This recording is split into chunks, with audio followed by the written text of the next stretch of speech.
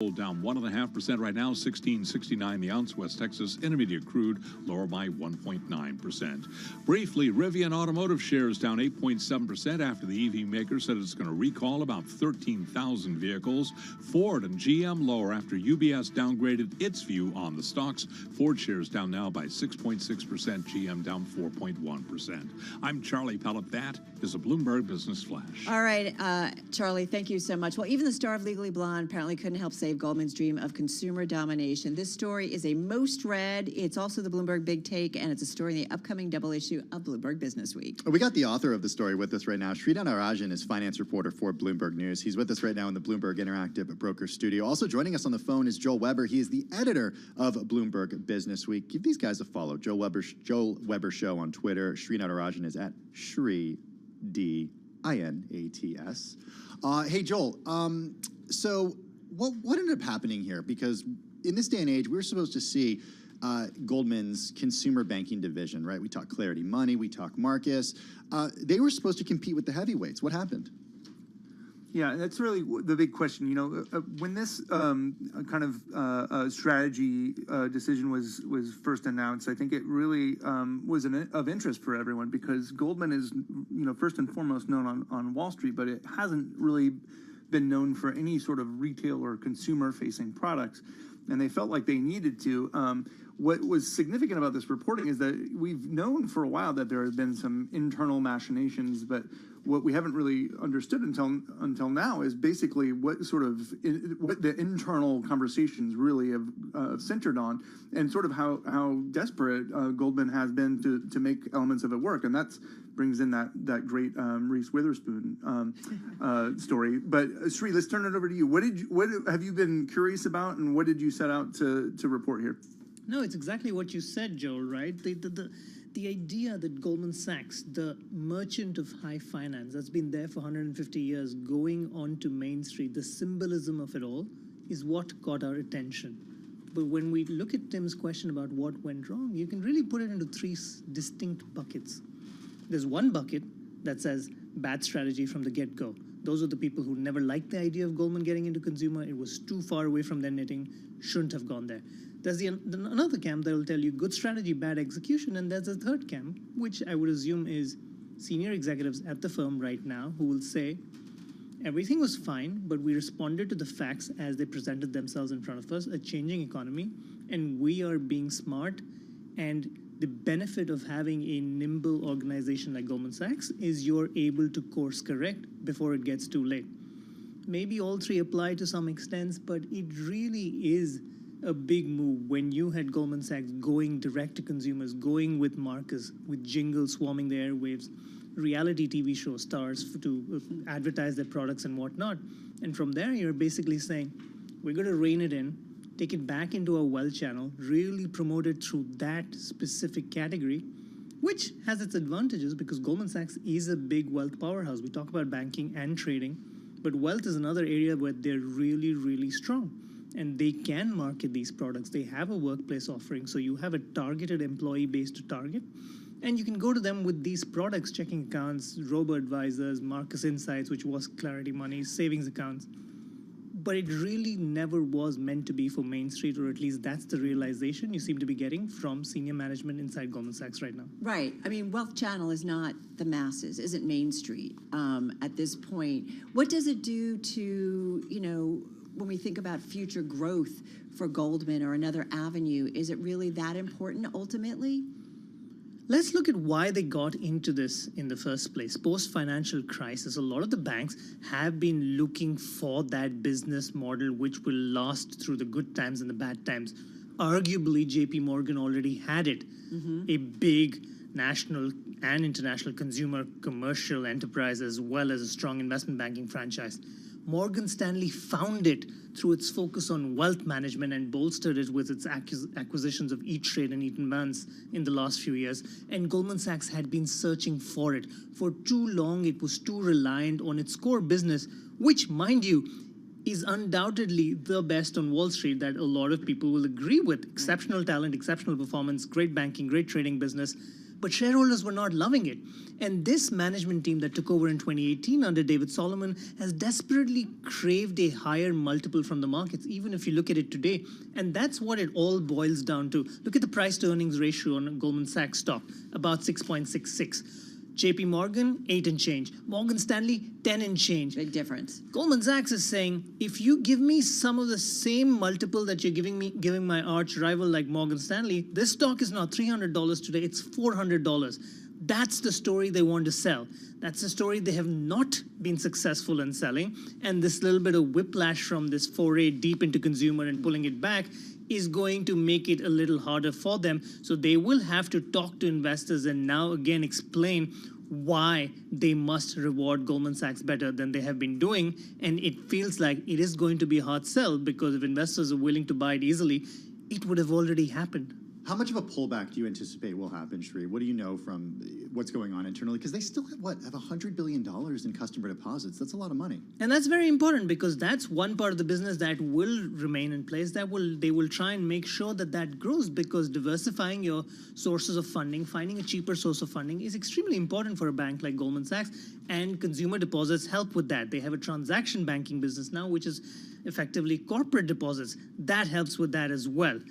The change you're going to see is, if you look at this business, think of it as there is a direct-to-consumer channel and there's a business-to-business channel. The business-to-business channel is what you know of as Apple Card, the GM Card. Those are the partnerships Goldman's had. The fintech it purchased last year, installment loans provider GreenSky.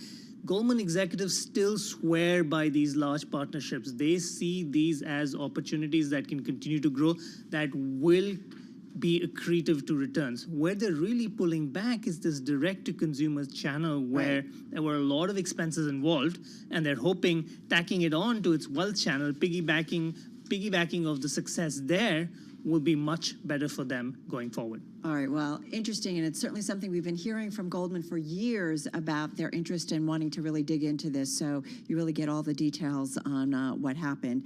Sri, thank you so much. Of course, we said a most read Bloomberg Big Take, and it's in the upcoming issue of Bloomberg Business Week magazine. And of course, a big thank you to Joel Weber as well. Let's get over to World and National News with Nancy Lyons in Washington, D.C. Hey there, Nance. Thanks, Tim. President Biden is condemning what he calls, quote, the utter brutality of Russia's missile barrage at civilian targets in Ukraine. He calls it a significant escalation of a conflict now in its 8th month. Today's attacks were in retaliation for the recent explosion that damaged a bridge linking Russia with Crimea. Former U.S. Defense Secretary Mark Esper tells Bloomberg it was more than a strategic slap in the face to Putin.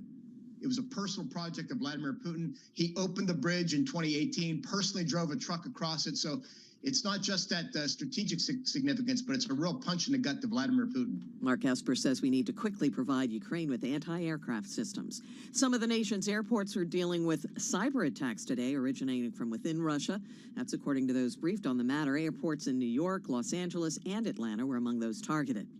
With less than a month to go until the November midterms, Republicans are engaging in a messaging and legislative barrage against transgender people that they hope will win over voters. Last month alone, a candidate for Michigan governor proposed a bill barring transgender girls from women's sports teams. A congresswoman in South Carolina put out an ad accusing her opponent of supporting child abuse, and a Senate candidate in Arizona retweeted an ad slamming his rival for supporting gender-affirming care.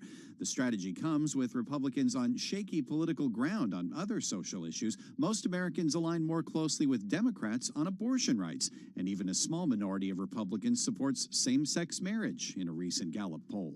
In Washington, I'm Nathan Hager, Bloomberg Radio. Global news 24 hours a day, on air and on Bloomberg Quick Take, powered by more than 2,700 journalists and analysts.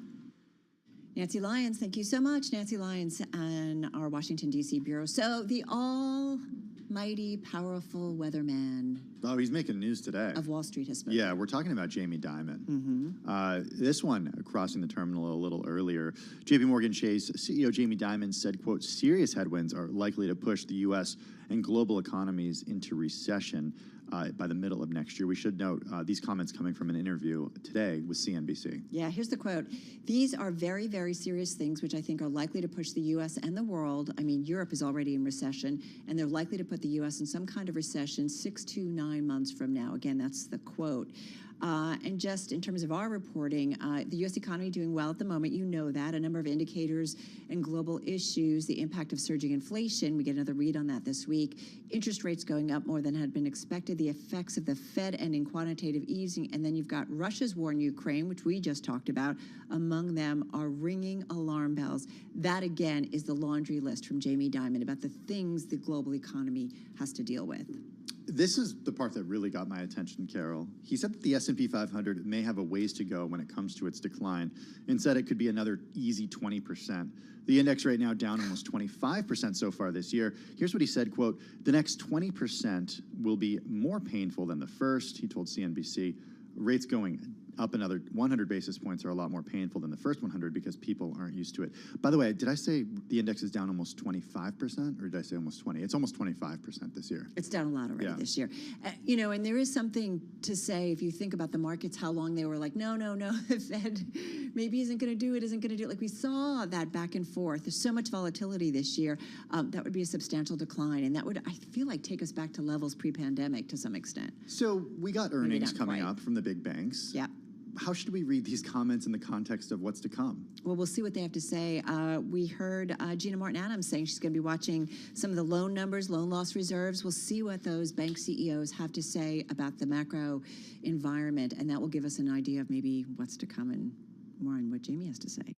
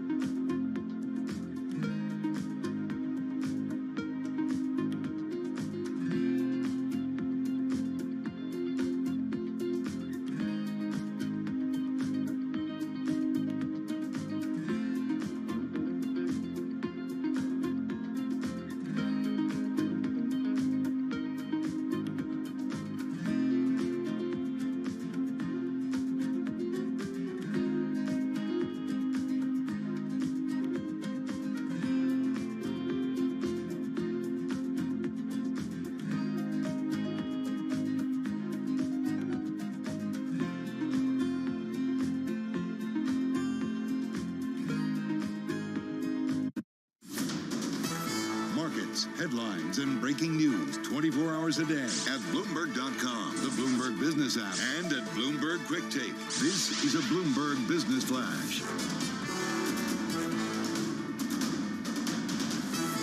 Bloomberg World Headquarters, I'm Charlie Pellet. Stocks continue to trade off session lows, but still red on the screen. Goldman and Morgan Stanley strategists a warning of earnings gloom. Stocks lower across the board, with the S&P down 22 points, drop there of 0.6%. Right now, the Dow is down 45 points, a decline of 0.2. NASDAQ down 90, a drop there of 0.9%. Spot gold is down $26 the ounce, lower by 1.5%. Gold right now, $16.68 the ounce, while West Texas Intermediate crude oil is down 2.1% at $90.67 a barrel. So again, recapping here, the Dow, the S&P, NASDAQ, all on the minus side. Semiconductor stocks remain among the worst performers. I'm Charlie Pellet, and that is a Bloomberg Business Flash. All right, Charlie, thank you so much. Well, she is on fire. A recent Bloomberg Business Week cover story on the dollar problem for the world. Remember that just recently. And then today out with one of the most read stories on the Bloomberg about how the most powerful buyers in U.S. Treasuries are all bailing at once. It's what I call a wait what moment. Liz McCormick is chief correspondent for global macro markets with Bloomberg News. She's with us right now in the Bloomberg Interactive Brokers studio. Liz, good to have you with us this afternoon. So where are the biggest players going? I mean, we're talking about pensions, life insurers, foreign governments, U.S. commercial banks. Where are they going? Well, a lot of them are sitting in cash. I mean, of course, there's the Fed also, who they're not a trader, right? So they're doing QT now. So instead of buying like QE, they're rolling stuff off. And they were the biggest buyer of treasuries in the last couple of years, right? Commercial banks, you know, as deposits are going down, you know, I know you were talking about Jamie Dimon, but as the Fed is pulled back and there's less reserves, deposits are going down. Also because the interest rates on banks are not so good relative to some of the other high yield things. So they have less money to invest in treasuries. Some of it, there's less money, like the Fed, commercial banks. Other foreign accounts, some of the local bond yields are pretty nice. Yeah. I mean, the hedge yield in the U.S. is kind of negative, you know. So how much, and I think in your story you say if it was just one of the overseas buyers, right, it wouldn't maybe be such a story, but you're talking about like all of them or most of them or many of them. Yeah, the major ones, because you know, sometimes even like in the wonky world of supply and demand, editors will be like, that doesn't matter too much. Yeah, let's go away. No, that's not a good story. But when it's like the big players are all going in the same direction, that's like a flow story that matters, right? So I think that is the story. Like, and JP Morgan's done some good data on it, breaking down that the key buyers, and they're saying, we're a little concerned here, you know, you have these players, especially like commercial banks who bought so much as all the liquidity came in, going the other direction. I mean, I keep saying to myself, it's a mix of this now supply-demand that's working against treasuries, and although we don't know where it ends, inflation's still staying hot, although Lyle Brainerd said some caution, but the Fed's still being hawkish. So they're both a negative for the treasury market. Well, that's what I'm thinking when we think about how high yields are go, right? I mean, this is a conversation Tim and I have and with our TV colleagues of, you know, where's the bottom in equities and where's the top in yields? So that's another dynamic that plays into pushing up yields even higher. Exactly, and I feel like, and my daughter says, don't do that, you sound old, but like, I feel like I've been around for a while, and sometimes I almost like, oh, this peak yield thing, like a 3.5 yield when Treasury 10-year yields were there, I'm like, that's not so bad if you were around a long time. You know, we're just kind of used to this zero rate era. So I think that's the thing, the doors keep getting blown off, like, oh, we couldn't go above 4. Now, of course, we went above 4 in yields, and, and the Fed might go to 4.6. Anna Wong of Bloomberg Economics says 5% of, you know, the terminal rate. So I think that's the hard thing. Are we at the peak? No, you know, it's scary, right? You know, you don't want to buy when you think it could be worse, right? Exactly. Well, that's the question, Liz. I mean, what gets these institutions, these governments to get off the sidelines and move from cash back into, you know, treasuries? Well, as far as the central banks, I think their backs to the wall, right? Because they, for now, have to do this QT, although the Bank of England did a finessing thing of a market structure, kind of call it financial stability support, as you know, for the long end. I think the foreign private accounts, it depends on when yields get attractive enough, right? Maybe when the dollar eases off, because that's making hedging costs more expensive. It's all relative value. If it gets more appealing, they may come back. Or, I mean, the U.S. was first and, well, not say first, but fastest with hiking, right? So maybe if we slowly get signs that they're going to at least, and I don't like the word pivot, but maybe slow We've down banned it eventually. from this room, just Yeah, so you know. it's like, I keep thinking, Powell said, let's retire transitory. Let's retire pivot, please, We tried to last week. We went a long time in one of the shows without actually saying it. I kind of pointed it out, which ruined it, but yeah. Yeah, and I ruined it, brought it back. But that's what I think. I think we need to see like the whites of the eyes of the Fed actually slowing, like they used to say about inflation. So when maybe they finally do a 50 basis point hike instead of supposedly we're looking for another 75, that's 4 in a row. I mean, that's a lot. So right? Liz, is it just a market cycle when it comes to treasuries? Because I guess what I always think about is we need foreign buyers to buy U.S. debt, right? That's what, keeps the U.S. government going. So is it something more? We've always talked about this with, in regards to China. If it gets to be political, will China stop buying? But is it just a case of this is a market cycle we're in right now, and that's why you have foreign buyers pulling back, or is there something more at play and we need to be concerned? Well, it's interesting on the foreign buyers account. They have been. Remember, China was such the force, and if you forget about this recent stuff, they've been slowly less of a force. Number one, because the Fed has bought a lot, but foreign accounts haven't had as much sway as they had, let's say, 10 years ago, because they were the main force. Everyone was worried, like, oh my gosh, if China moves away. But they still matter a lot. I mean, when I say they have less force, say for months and months their amount of holdings went down, but they still hold a heck of a lot, right? So I think it's a market cycle, and we're eventually going to have a recession. I mean, I want to say Bernanke, where's my brain? But Powell has said we're trying to. He did get the Nobel Prize. He got the Nobel Prize. I think he's all over today. But Powell is trying to pull this off without a recession, maybe a soft landing. But history shows that probably we're going to have a slowdown. That will start, like you're saying, the cycle. Rates go down. Investors will come back. Yes, exactly. Is it worth, because central banks are in such a pickle right now, is it worth distinguishing institutions that usually buy up foreign debt, whether it's a sovereign wealth fund, for example, or perhaps a pension fund? Right, absolutely. Their goals and desires are much different, right? And I think that's why a few folks in our story said, whoever these buyers are, they're more price sensitive, because the Fed, although they do models and try to buy the right spots, they're not buying, for like a relative value play or anything. But you're right, pension funds, because they need these long-term investments. And you start to hearing more investors saying, I'm starting to like longer-term, duration securities. I don't think it's enough of a force that it's moved the market around, although we do have a deeply inverted yield curve, right? That's kind of because of the recession coming. But I think you're right, Tim, that pension funds really need this security, but they're very overfunded now. You've probably talked about that. So they've done very well with stocks before this year. So they have less of a need, but I think that kind of money is going to come back, because it makes me even think about, annuities. Like, it's usually a bad word, but yields are higher, right? We may not have My grandfather wasn't invested in annuities. It is amazing the things that we're talking about, right, that we thought kind of had their day in the sun. I think it's a really powerful story in terms of where we are in the market right now.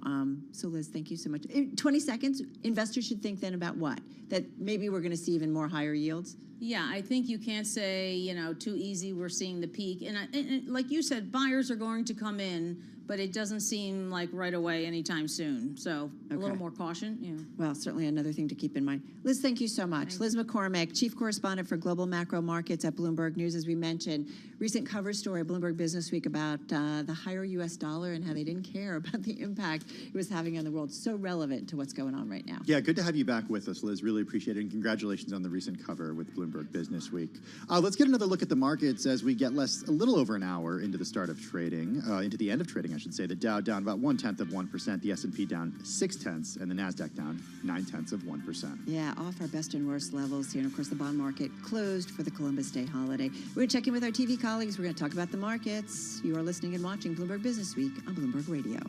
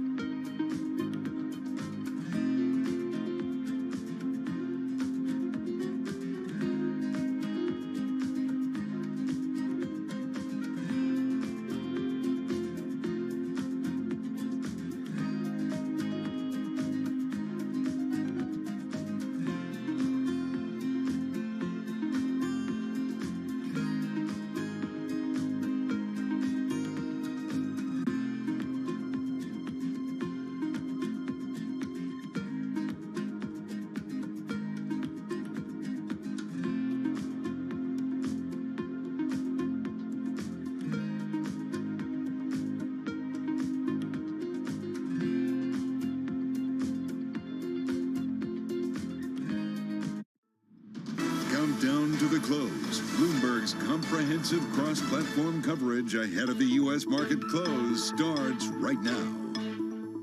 This is Countdown to the Close, just 60 minutes left in your trading session. Caroline Hyde, Romain Bostic, Taylor Riggs, joined by our colleagues Carol Massa, Tim Stenovic.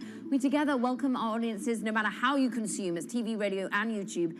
And we're currently off our lows of the day on a stock market that remains open. Yeah, absolutely. Bouncing around once again, but we continue to see some pressure on the semiconductor sector. It's a group that I think, Caroline, you talked about last week. We all talked about last week. Stocks down about 3.5%. Of course, on Friday, we heard from the Biden administration a new round of curbs and restrictions on the group, and specifically on the way chip companies do business with China's tech industry. We're talking about U.S. We've also talked about AMD, the warnings that keep coming out. So this group, in the last 3 days, we've seen about, on an intraday basis, about a 10% correction, Tim. So certainly a lot of pressure on these names. Oh, we're also seeing some underperformance in the automakers in the S&P 500, namely Ford and General Motors. Ford down 6.8%, GM down 3.6%, taking a beating after a couple of firms come out and it gave warnings about earnings falling. Profits for U.S. and European car companies are set to drop by half next year. That's according to UBS.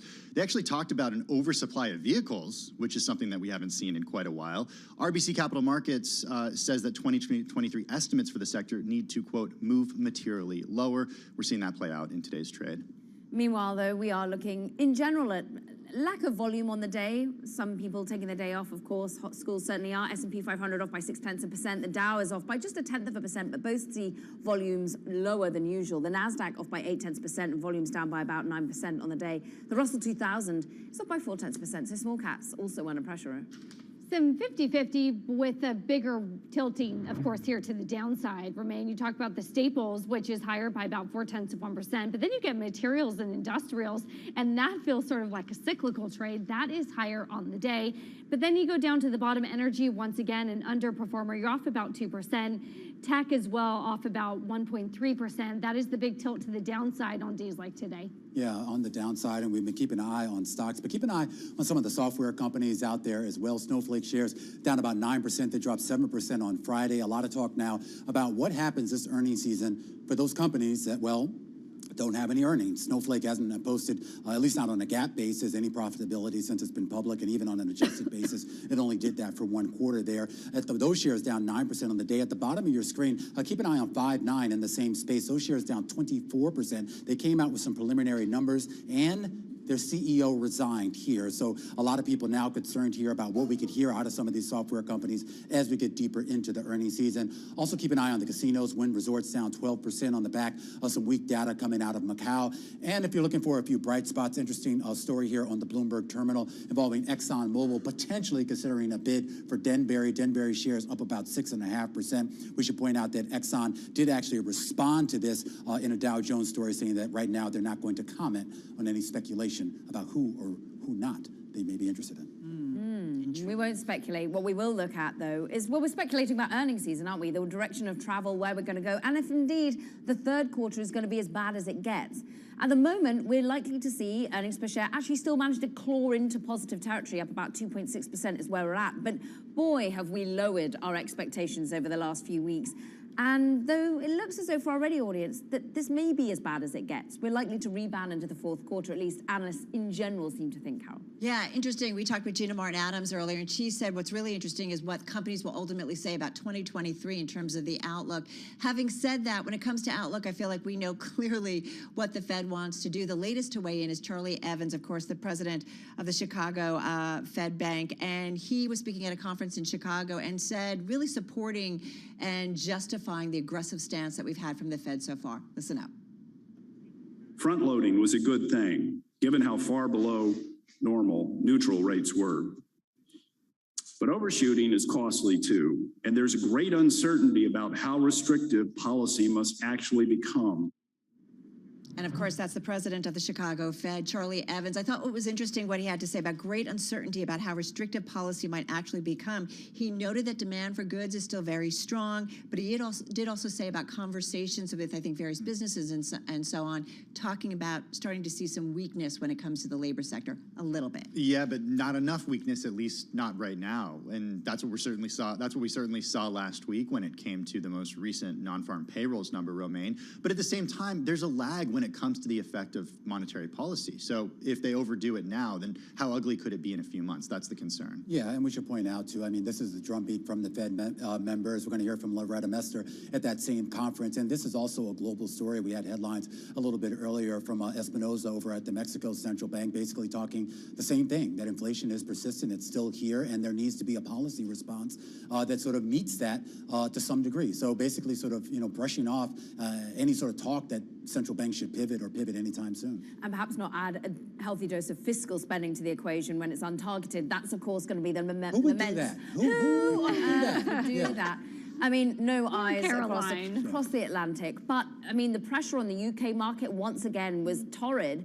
And we're thinking about what the IMF, the World Bank are going to be saying throughout the week. There's going to be so much lamenting coming from finance ministers and indeed central bankers. I would say that we heard some comments last week that the risk of not acting in the face of this inflation still outweighs the risk of overreacting at this point. And I think that that'll be a consistent Fed message until we hear otherwise. Layer on top of this, Liz McCormick was on with us. She's got a great story in the terminal and just talking about all these typical, normal buyers, massive buyers of U.S. Treasuries, how they are backing off and how that will certainly feed into higher rates. So we've got, global central banks, the Fed pushing up rates higher, and then you've got to layer this on top of it, and that's going to put some pressure on the rate environment as well. Why is Taylor here today? I mean, Taylor, the bond market's closed.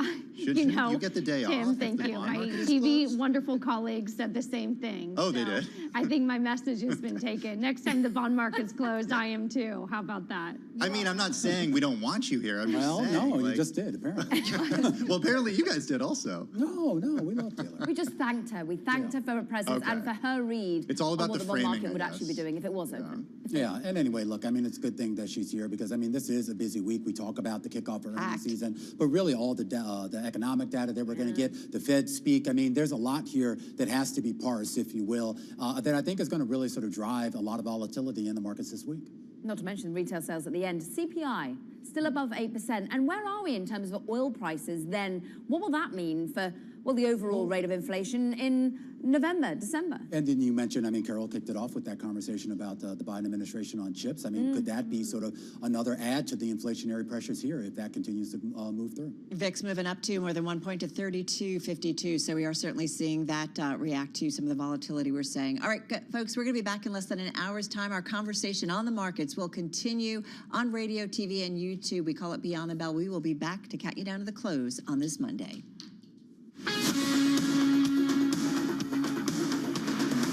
This is Bloomberg Business Week with Carol Masser and Bloomberg Quick Takes Tim Stenovic on Bloomberg Radio. Man, oh man, NFIB, small business optimism, PPI, CPI, weekly jobless, retail sales, that's your week. Oh, and the big bank earnings. So just go go on the Bloomberg terminal. That's what I did. And you have to scroll down just to get to Thursday. I Carol. know, It's right? not even, it's so many. By my calculation, we got close to, 30 economic data points coming this week. Breakdown, right? The individual reports have several components. We'll get, University of Michigan sentiment as well. So we'll really get a good take. And that'll be for October numbers. So that'll be more recent. Wow, more than 25, actually. Yeah, it's a lot. It's a lot of stuff. PPI mortgage applications. FOMC minutes. CPI, initial jobless claims, retail sales, import price index, and sentiment.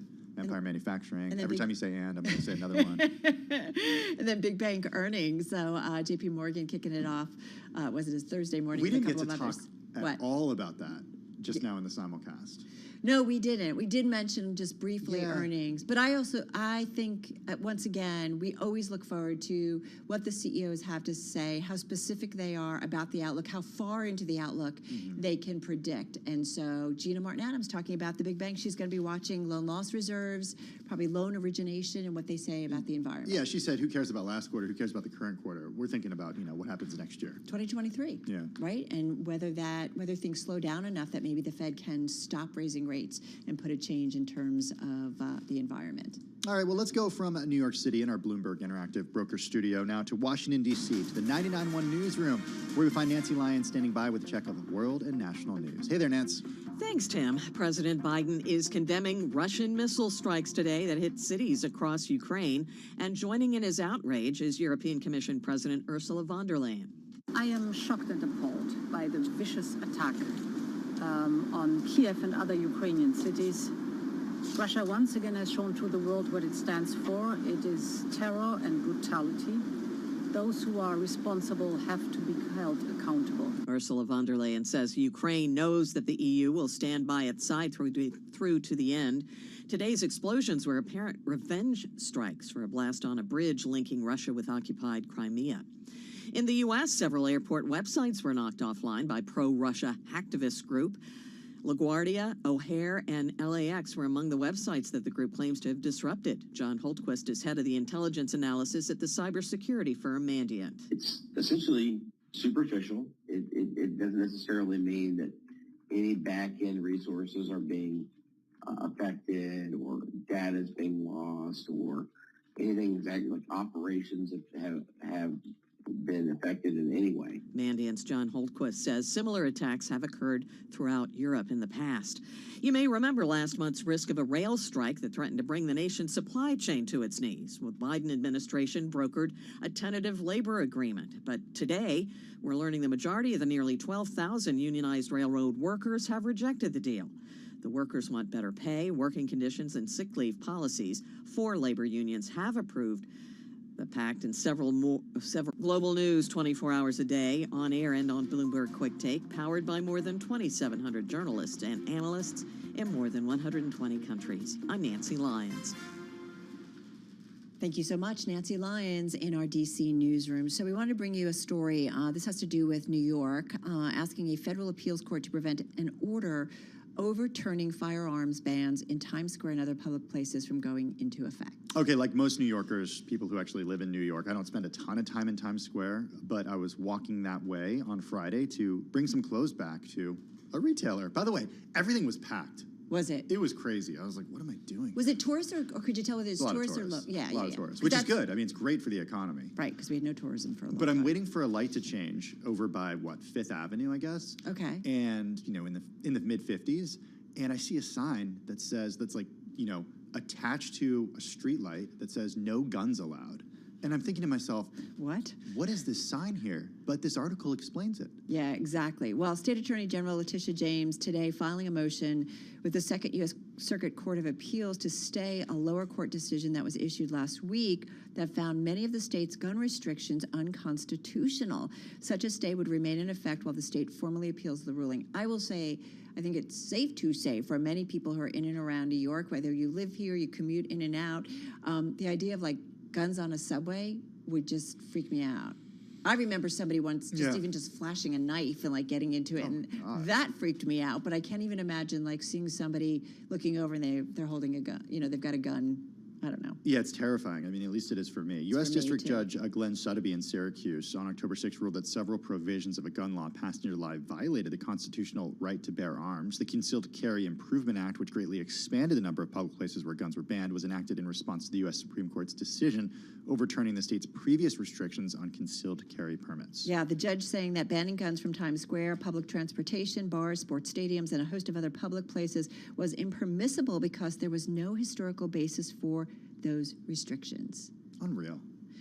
Yeah, this is just one of those sticky issues that we're trying to figure out. I guess stay tuned.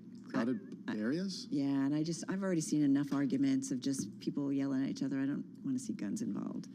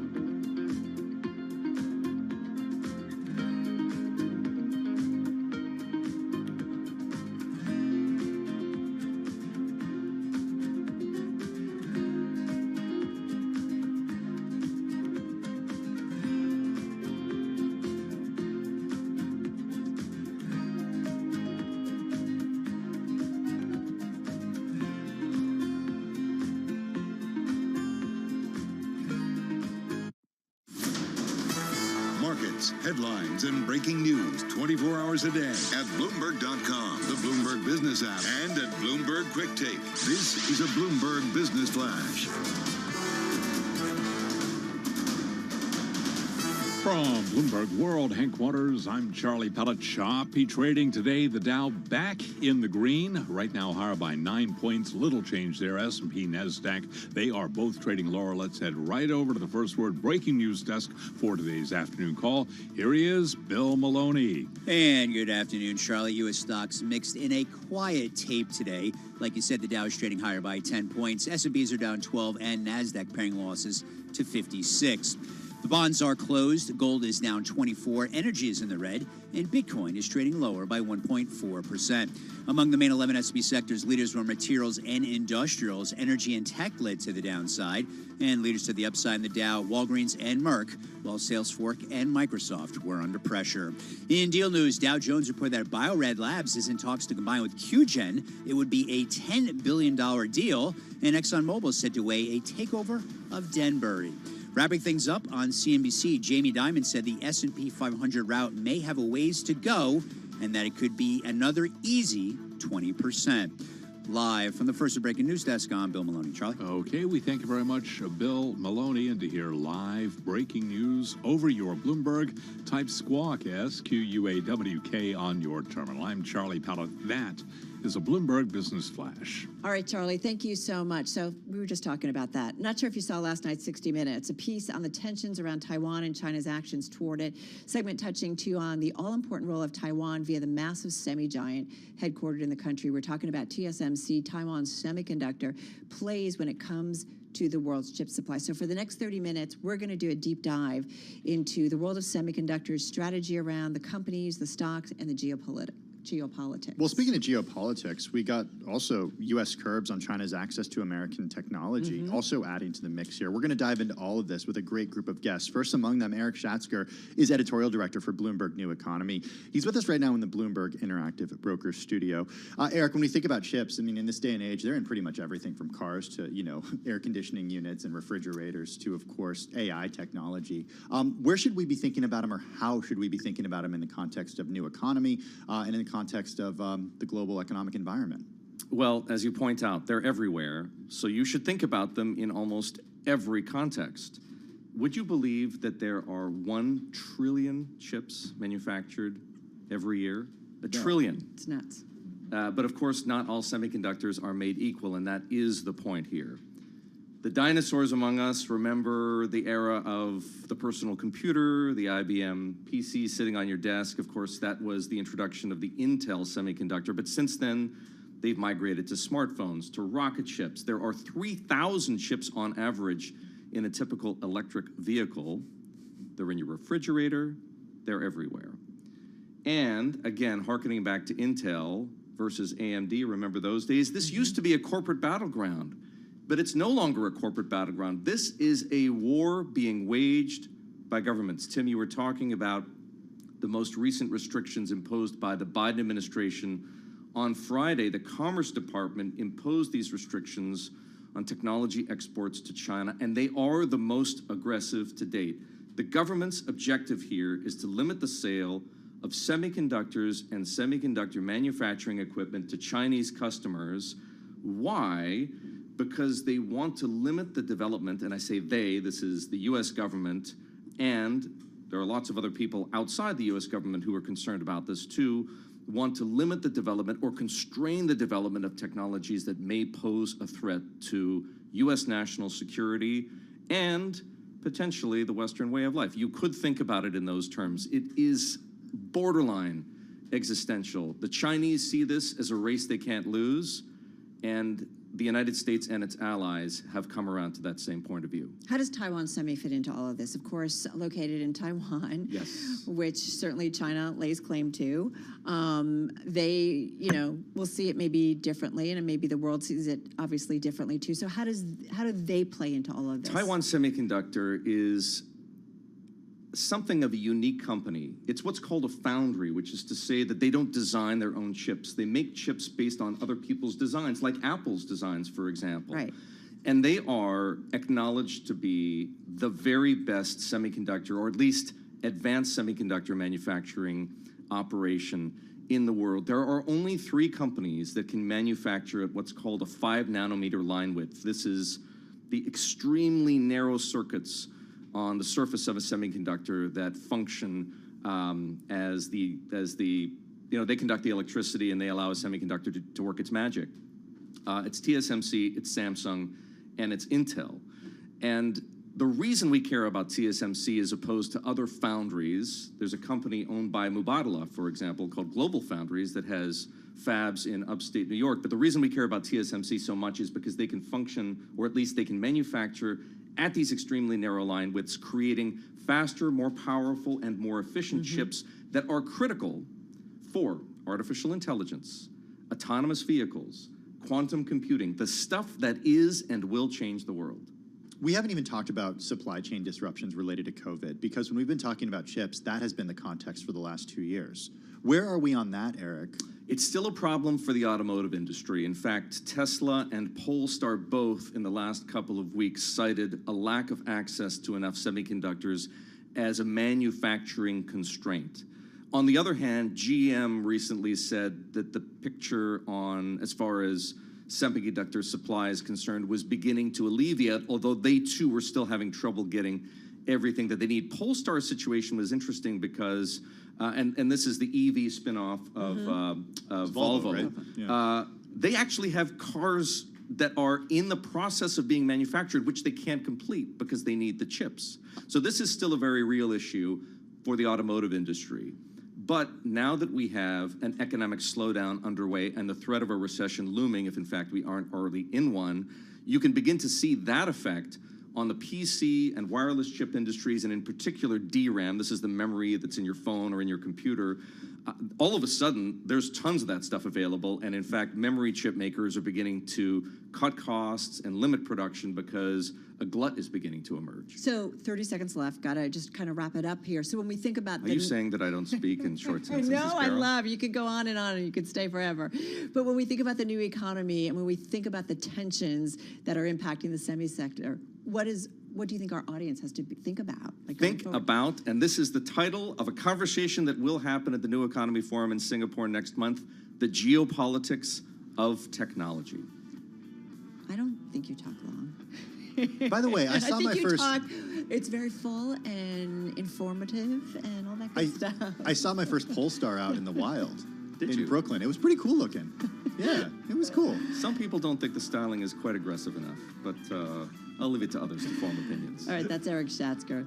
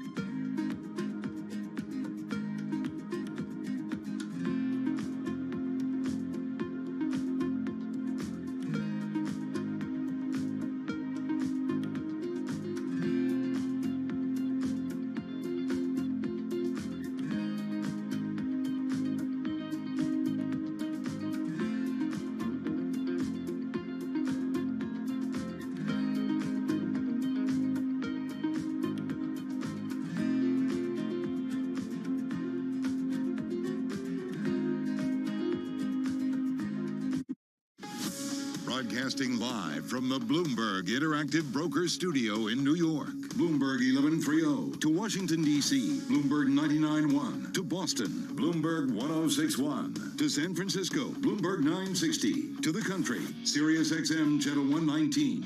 And around the globe, the Bloomberg Business app and BloombergRadio.com. This is Bloomberg Business Week. All right, you are listening to Bloomberg Business Week. We just caught up with our Eric Schatzker, Bloomberg New Economy, who really got into foundries, the importance of Taiwan semi, and the geopolitical tensions increasing between the U.S. and China. When it I comes ran to out of semis. time. I have a lot more questions when it comes to chips. Lucky for us. Is that okay? Yeah, because Okay. we have another smart dude coming up. Yeah, Mandeep Singh is going to be joining us in just a minute. He's Senior Tech Industry Analyst for Bloomberg Intelligence. But first up, we got less than a half hour to go, Charlie Pellet. Are on track for another losing day for stocks. Certainly semiconductors among the weak spot today.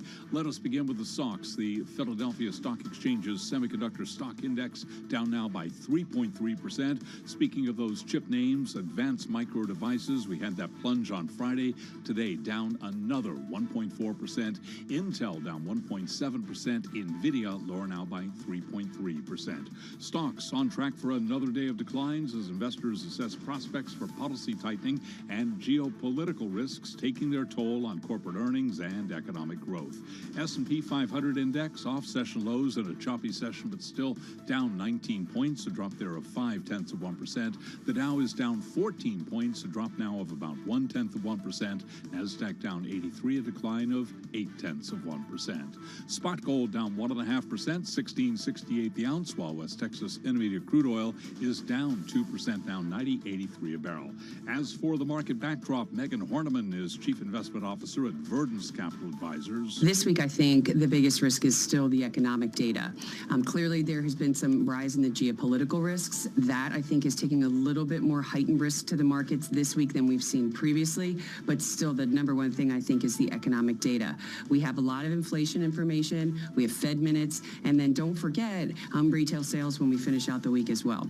Home improvement retailer Lowe's is trading lower after being downgraded to hold from buy at R5 Capital. Lowe's lower now by 0.8%. And Kathy Wood, whose innovation-themed ETFs have plummeted in the era of rising rates, is taking the Federal Reserve to task for its aggressive tightening campaign. In the latest market commentary from her firm ARK Investment Management, Wood has penned an open letter to the Fed expressing concern that the central bank is making a policy error with its rapid rate hikes. Shares of ARK, the exchange-traded fund, the ARK Innovation ETF, down now by 3.3%. And that is a Bloomberg Business Flash. Wait, I'm not done. I'm trying to get a semiconductor GIF file. I never know how to say it. Carol. I know. I'm just saying, because I'm trying to tweet out, because we have another great guest to talk about semiconductors. What is a semiconductor GIF going to look like? I don't know. The stuff coming up is a little wacky. All right, so let's continue our deep dive into the chip world. This as shares of semiconductor companies fell today. The industry's selling off globally. We talked about those fresh U.S. curbs and China's access to American technology. So we got to dig deeper into the fundamentals of this sector. Yeah, we're very pleased to have with us this afternoon Mandeep Singh, Senior Tech Industry Analyst for Bloomberg Intelligence. He's with us in the Bloomberg Interactive Broker Studio. Mandeep, I take a look at the stocks and it's at a 52-week low just today, down another 3.1%. Given the trio of challenges, I mean, we're not talking just supply chains anymore. We're also talking about geopolitics here, and then U.S. curbs on exporting certain technologies to China. How does the chip industry recover? Well, so there are a couple of things going on. One, you have, that headwind from just, clients' side of things, whether it's PCs, smartphones. The demand for that is going down. Okay, and there is a big inventory kind of problem that all the companies, chip companies, whether it's Intel, AMD, NVIDIA, they have. And you see that on the PC side and gaming side. More hitting DRAM companies? Memory was, separate. Memory is always early when it comes to, the inventory buildup, and it also comes out of that glut situation before everyone else does. On the chip side, these are the logic chip makers, Intel, AMD, NVIDIA. Intel has a highest exposure to PCs. Now, we know consumers pull forward their PC refresh cycle during the COVID situation, and we saw above trend growth. So now we are naturally falling off that, above trend growth, and you see that deceleration. On the smartphone side, people are somewhat reluctant to refresh their smartphones, even though we know iPhone 14 came out, but that has been slow. What was really working for the chip makers was autos and data center. Now we're starting to see some cracks on the data center side, and data center spend is coming from the hyperscale cloud guys, whether it's your Amazon, Google, Microsoft. They're the biggest spenders on data center chips. Now, I think that is really gonna hurt the chip makers, and it's still not priced in the stock. It hasn't been reflected in the estimate cuts. So that is the one area that was very strong, and we think that will be the next shoe to drop. So fundamentals, right? This is what creates cycles within the semiconductor industry. That's one big major component. And then you layer on top of that, right, the geopolitical. Yes, so geopolitical, look, no one knows, and even the curves were more like, on the leading nodes, so supercomputers. China is trying to build their own supercomputers, as is US-based companies. So what US is really restricting is the access to equipment when it comes to building those supercomputers, as well as the leading node technology. And so that is gonna hurt the demand side, but not as much. Unless China retaliates and says, okay, US-based companies can't sell their chips to Chinese customers, and that is when it's going to really cascade. Are there companies in China that can make up for what the US is not allowed to provide China with anymore? No, so Chinese companies don't have those leading edge equipment. So we're talking about ASML, Lam Research. These are the EUV equipments that you need to produce those leading edge chips. Is TSMC one of those as well? TSMC is just a foundry that manufactures all those chips, and it is using a lot of those leading edge equipment from the US and the European companies. But look, it's a very... So would TSMC be impacted? No, so the curbs were strictly on the China mainland? export, China mainland. And so far, what China was trying to do was to build their own technology, their homegrown technology when it comes to supercomputers and these latest chips. But look, a lot of the US companies, Apple being the classic example, 98% of all their hardware is assembled in China. Right. So a lot of the chips go to Chinese customers, it gets assembled, and then it gets shipped back for being sold in the US and other countries. So it's not as easy to untangle those supply chains, because China is one of the steps in terms of assembling those products. And that's why I feel like if China retaliates and says, okay, we are not gonna allow AMD and NVIDIA to sell their chips to our customers, that becomes a problem for NVIDIA and AMD. But also a problem for the Chinese economy, right? There's a lot of workers that, we just got about 15 seconds, right? That would have an impact. It certainly, and that's why there are no easy kind of cases here in terms of how it may play out, but clearly it is interconnected. It's definitely complicated. Mandeep Singh always uncomplicates things, though, for us. Senior tech industry analyst at Bloomberg Intelligence here in studio. To World and National News in Washington, D.C. with Nancy Lyons, we go. Hey, Nance. Thanks, Tim. The European Union is describing Russia's missile attacks today on civilian targets in Ukraine as war crimes. Today's attacks followed Vladimir Putin's accusations that Ukraine was behind a recent attack on a bridge connecting Russia with Crimea. Kyiv was among the cities that sustained damage today, with the city's mayor Vitaly Klitschko vowing they will not be defeated. People is angry and want to defend our houses, defend our families, our children. Klitschko says more than 40 people were hospitalized and the death toll could be even higher. Florida residents are bracing for a long recovery following Hurricane Ian. Today, Governor Ron DeSantis pledged state support for businesses and homes in communities that were hit by Hurricane Ian's onslaught. We haven't forgotten you. We understand that there's a lot of current needs, but there's also just going to be a lot we need to do over not just days, weeks, months, but even years. And so that's going to be something similar that we're going to see here in these Southwest Florida communities. DeSantis announced today the state is awarding an additional $126 million to 24 communities across the Panhandle that were trying to rebuild. New York is asking a federal appeals court to prevent an order overturning firearms bans in Times Square and other public places from going into effect. State Attorney General Letitia James today filed a motion with the Second U.S. Circuit Court of Appeals to stay the lower court decision that was issued last week that found many of the state's gun restrictions were unconstitutional. Global news 24 hours a day, on air and on Bloomberg Quick Take, powered by more than 2,700 journalists and analysts in more than 120 countries. All right, Nancy, thank you so much. Nancy Lyons in our 99.1 newsroom in Washington, D.C. Carol Master, Tim Stanovic, we're live in our Bloomberg Interactive Brokers studio here at Bloomberg headquarters in New York. We're also streaming on YouTube. This next story we want to share with you, it is among the most read on the Bloomberg all day. It's ugly out there. Yeah. Yeah, we're talking Tiger Global Management, Whale Rock Capital Management. We're among stock-picking hedge funds to report September losses as equity markets tumbled. Chase Goldman's Tiger Global fell 4.4% for the month, extending its decline for the year to 52%. That's according to people familiar with the matter who asked not to be identified discussing the results. The New York-based firm's long-only fund tumbled 9.6 in September to bring its year-to-date slide to 66.5%. We should note that the S&P 500 right now for the year-to-date is what, down close to 25%. 24%, and the Nasdaq's down about 32%. Dow, if you care, it's down about 19%. So talk about underperformance. Yeah. The flagship fund at Whale Rock dropping 6% in September, widening its loss for this year to 41%, according to those in the know. As some of its biggest equity investments soured, and the firm was forced to write down the value of some private investments as well.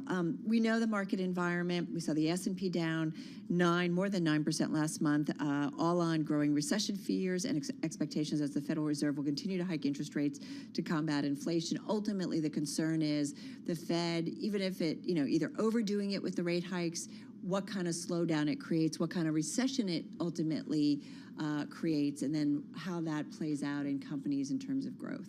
There is one lack thereof. in this story that's not actually underperforming, Carol. We're talking about Which one? Coatue Management. It fell 1.5% last month.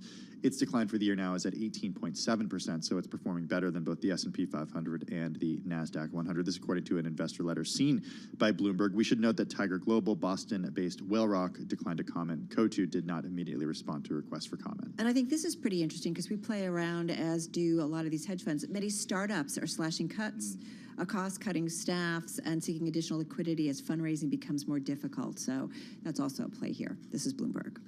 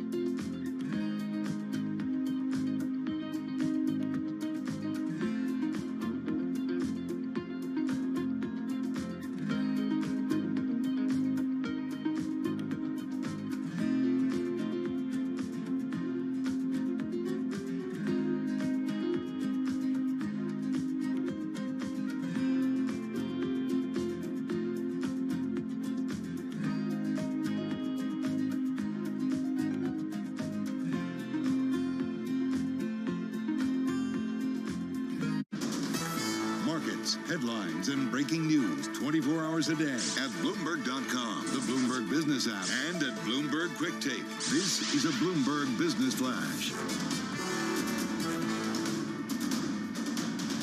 From Bloomberg World Headquarters, I'm Charlie Pellet. Choppy session for the Dow right into the close. Seconds ago, it was higher. Right now, looking at a 10-point loss in the Dow Jones Industrial Average. Little change, down less than 0.1%. We've got the S&P down 18, lower by 0.5%, on track for a fourth day of declines on the S&P. NASDAQ down 80, a drop now of 0.8%. The NASDAQ 100 index down 0.7%. No bond market trading today because of the holiday. Spot gold down 1.6%, 1668 the ounce. Bitcoin down 1.3%, 19,228. While West Texas Intermediate crude is down 1.9%, $90.89 a barrel. Bottom line here, stocks lower. Investors continue to assess prospects for policy tightening, and geopolitical risks are taking their toll on corporate earnings and economic growth. I'm Charlie Pellet. That is a Bloomberg Business Flash. Hey, thank you so much for that update, Charlie Pellet. We do really appreciate it. It is 3:48 on Wall Street. The following is an editorial from Bloomberg Opinion. This editorial was written by the Bloomberg Editorial Board. Yet again, trouble at a big European bank. This time, Credit Suisse has been roiling markets. Concerns about the cost of an expected restructuring have sent its share price gyrating wildly in recent days. In response, executives have said that the bank is among the best capitalized of its peers. If only that were more reassuring. While the biggest global banks have more capital than they did during the last crisis, experience and research suggests they'd all need even more to survive a severe shock and have enough left to inspire confidence. The tempest surrounding Credit Suisse shows that the world's largest banks are too fragile. The prescription for policymakers is simple: hold the line on capital and keep pushing for more. The danger of having too little exceeds that of demanding too much. This editorial was written by the Bloomberg Editorial Board. For more Bloomberg opinion, please go to Bloomberg.com/opinion or OPIN Go on the Bloomberg terminal. This has been Bloomberg Opinion. I'm driving in my car. I turn on the radio. How about you let me drive? Oh, no. Who's gonna drive you home? Honey, please, I'll do the driving. Drive on. Excuse me, I want to drive. It's the question that drives us. This is the Drive to the Close. That funky music will drive us till the dawn. On Bloomberg Radio. All right, everybody, just got about 10 minutes left in today's trading session, just under 10, bouncing around here. We're definitely off our lows of the session, but we are down certainly across the board, as you just heard from Charlie, when it comes to the major equity averages, though. Tech, once again, though, the underperformer, Tim. Really eager to hear what Jordan Kahn has to think about it. Jordan is Chief Investment Officer at ACM Funds. Jordan joins us this afternoon on the phone from Los Angeles. Jordan manages the ACM Dynamic Opportunity Fund. It's ticker ADOIX, and it's actually outperforming the S&P 500 this year. Year-to-date down only 11.3% versus the S&P 500 slide of close to 25%. Jordan, good to have you with us this afternoon. Help us understand where we are within the context of, the slide that we're seeing in the S&P 500 this year, and what the Federal Reserve is doing to get inflation under control. Yeah, I mean, I think, a lot of this started with the Fed. Obviously, the Fed was behind the curve in terms of inflation and characterizing it as transitory. So they had to play catch up and start hiking rates at a pace this year, much faster than we've seen probably in decades. And so that kind of caused valuations to contract, risk assets to start coming down, pretty pervasively. And now what we're getting into is kind of this second phase of the down leg where earnings estimates, which had held up for most of the year, are only just starting to be revised downward. And so I think that kind of, weakens the valuation thesis, so to speak. And so this is going to be a really important earnings season in the sense that do we see more companies guiding down and taking down numbers and, just how well the market can hold up in the face of that sort of scenario. Hey, your other fund, your ACM Tactical Income Fund, if I look at it, it is in the 93rd percentile for the past month. If I look at a 3-year, it's in the 81st percentile. And this is, you know, you're investing in bonds, you're looking at floating rate bonds, you're looking at debt, you're looking at muni, high yield, foreign and emerging market issuance. Where are the opportunities there? You've done well year to date, and in particular over the past month. What has worked well for you in terms of strategy? So, you know, in that fund that you're talking about, in our fixed income fund, we utilize fixed income ETFs pretty much across the spectrum, you know, all the different sectors of the fixed income area. And we do so in a tactical fashion. So when any given area of the fixed income market is in a downtrend, we'll move to cash. And so what has really helped us is just being ultra defensive recently. You know, we have a high amount of cash in that fund, and that has kind of really helped us. A few things that have held up, you know, things like bank loans, floating rate bonds have held up a little bit better than the rest of the market. We also have. Am I right in about 60% is in cash right now? I mean, I'm looking at numbers. Yeah, maybe is that right?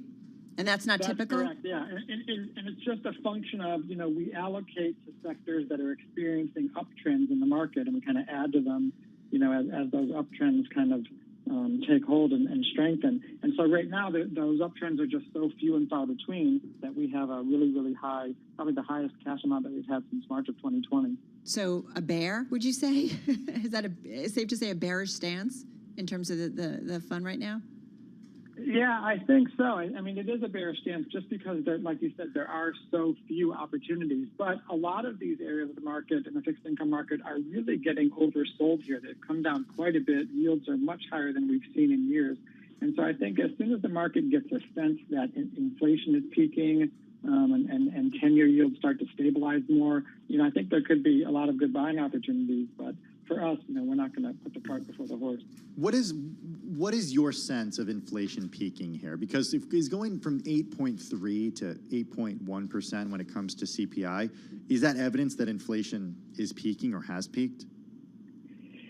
I think so. You know, they always like to say one data point doesn't make a trend. So you need to see it persist for a few months. But one of the things, you know, people kind of don't often differentiate between inflation is a rate of change measure on a year-over-year basis. It's not a measure of prices.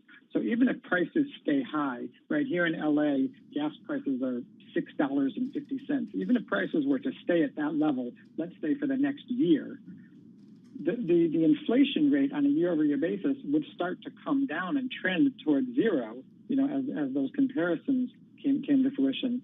But prices would still be high. It still would be difficult for the consumer. But you know what I mean? So inflation can come down, even though it doesn't necessarily feel like it when you're looking at the average prices of things. Hey, Jordan, your Dynamic Opportunity Fund, too, and correct me if I'm wrong, but according to our data as of the last update, it's about 53% in cash.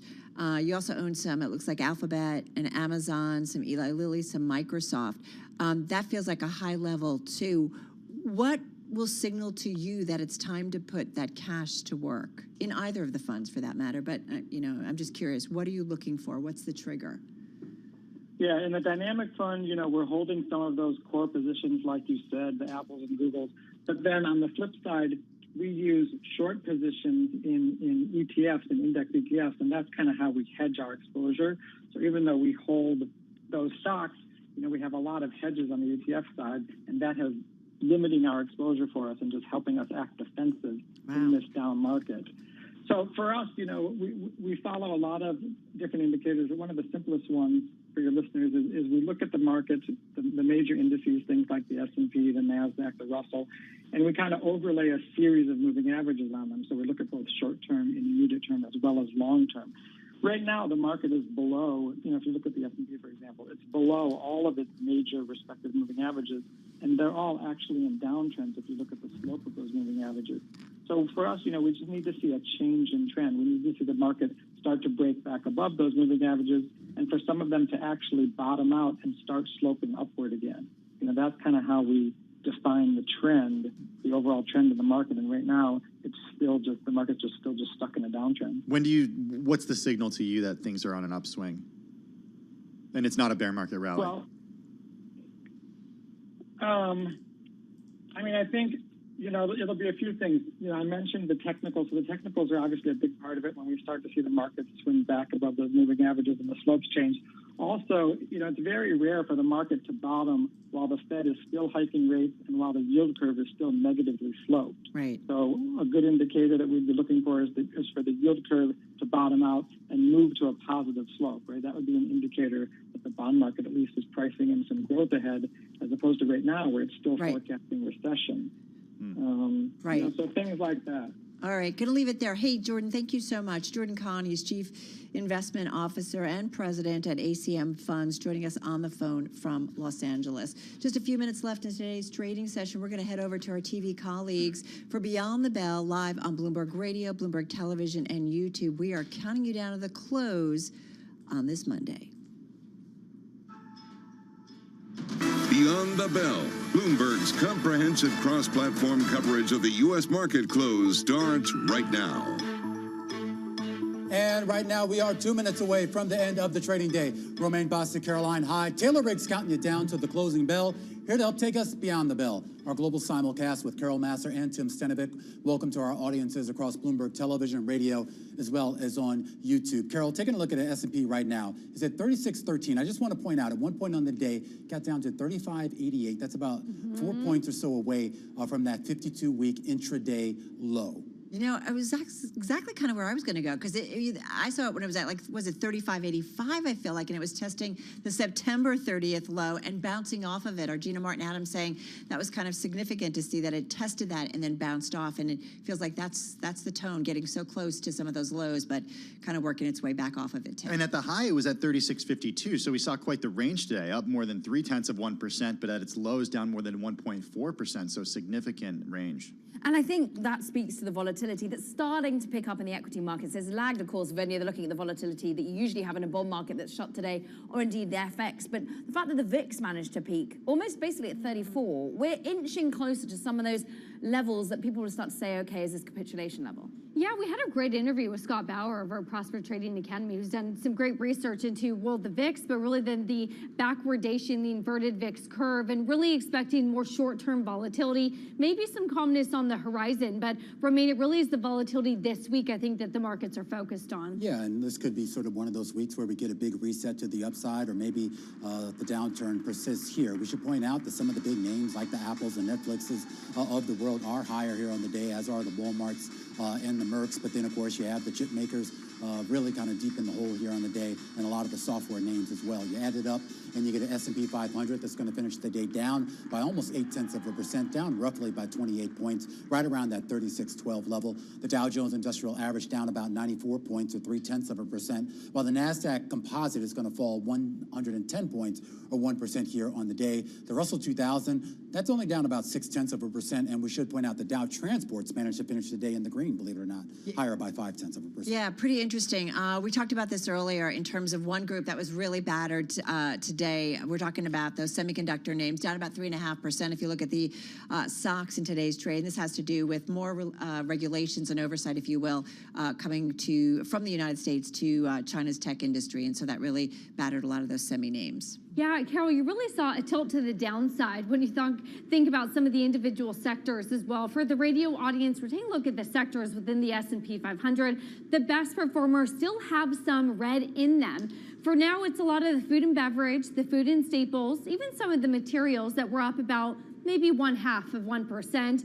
But then all of the tech hardware that Carol was just mentioning, a lot of the chip makers, if we go down to the bottom, I mean, semiconductors were off about 3.5%. Some of the software services, hardware equipment as well, off about 1%. So you are really getting sort of that big tech sell-off here today, too. All right, check it out in terms of some of the gainers, because there were a few of them, and this was top in the S&P 500 and the NASDAQ 100. We're talking about Walgreens Boots Alliance. That stock up more than 4% in today's session, bouncing off of a 10-year low.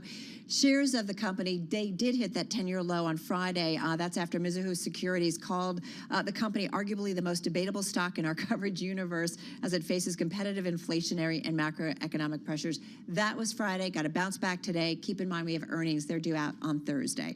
All right, Moderna also topping the S&P 500, the NASDAQ 100. I couldn't find any real catalyst, albeit we did see social media volume on the stock surging today, so there was a lot of conversations happening, certainly out in the world of social media. We get earnings in about a month, early November.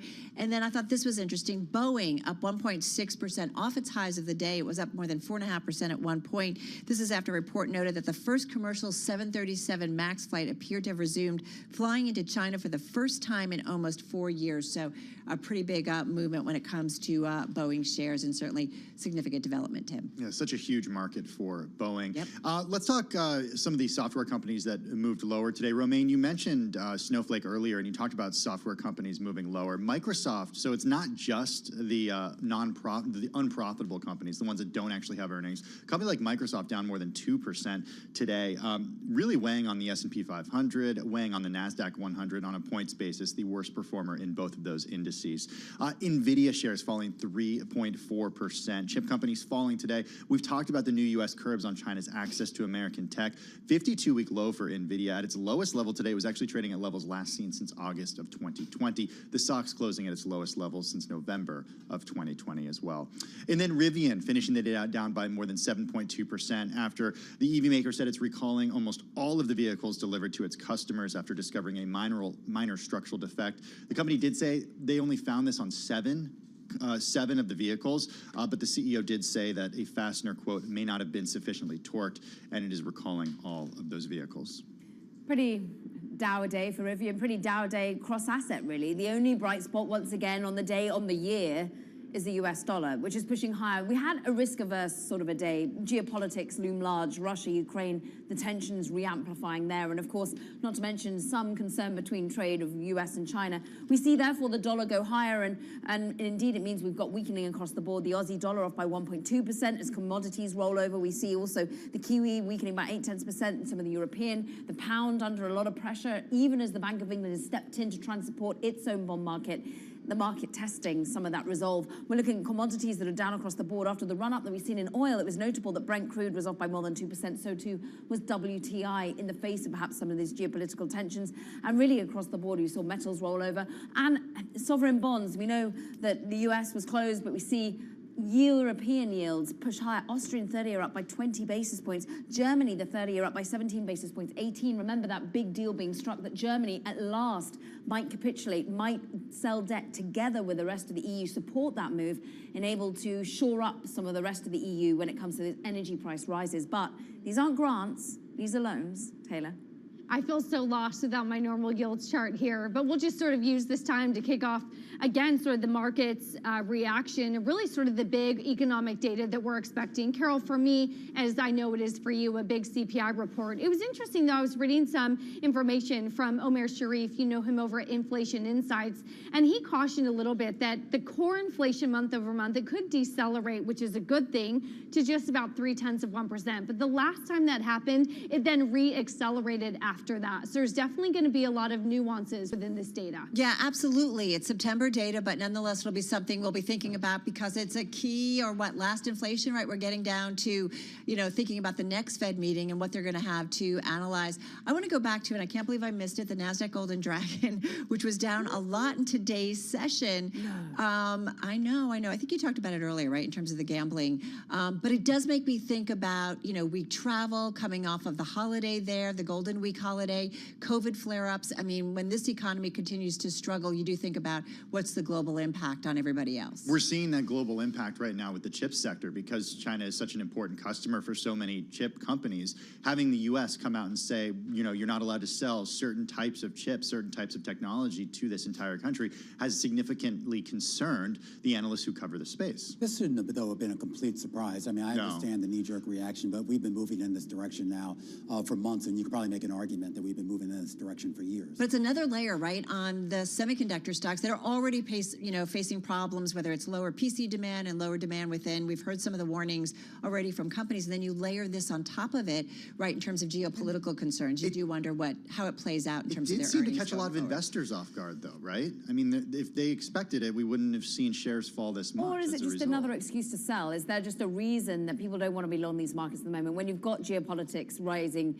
its ugly head again, when you've got what is going to be a week of IMF, World Bank, dour talk about recession, about a $4 trillion impact that you have in lost growth out to 2026 because of what is the global central bank movement to fight inflation. And it is global. I think that's such a key theme. I think sort of the big picture topics we've all been discussing is the global coordination, or maybe the global conundrum that central banks find them in this time. And are we all hiking, and is this sort of a global coordinated cycle that's underway? But we're not all, right? We saw Australia back off a little bit. You don't necessarily see China. You know, that's...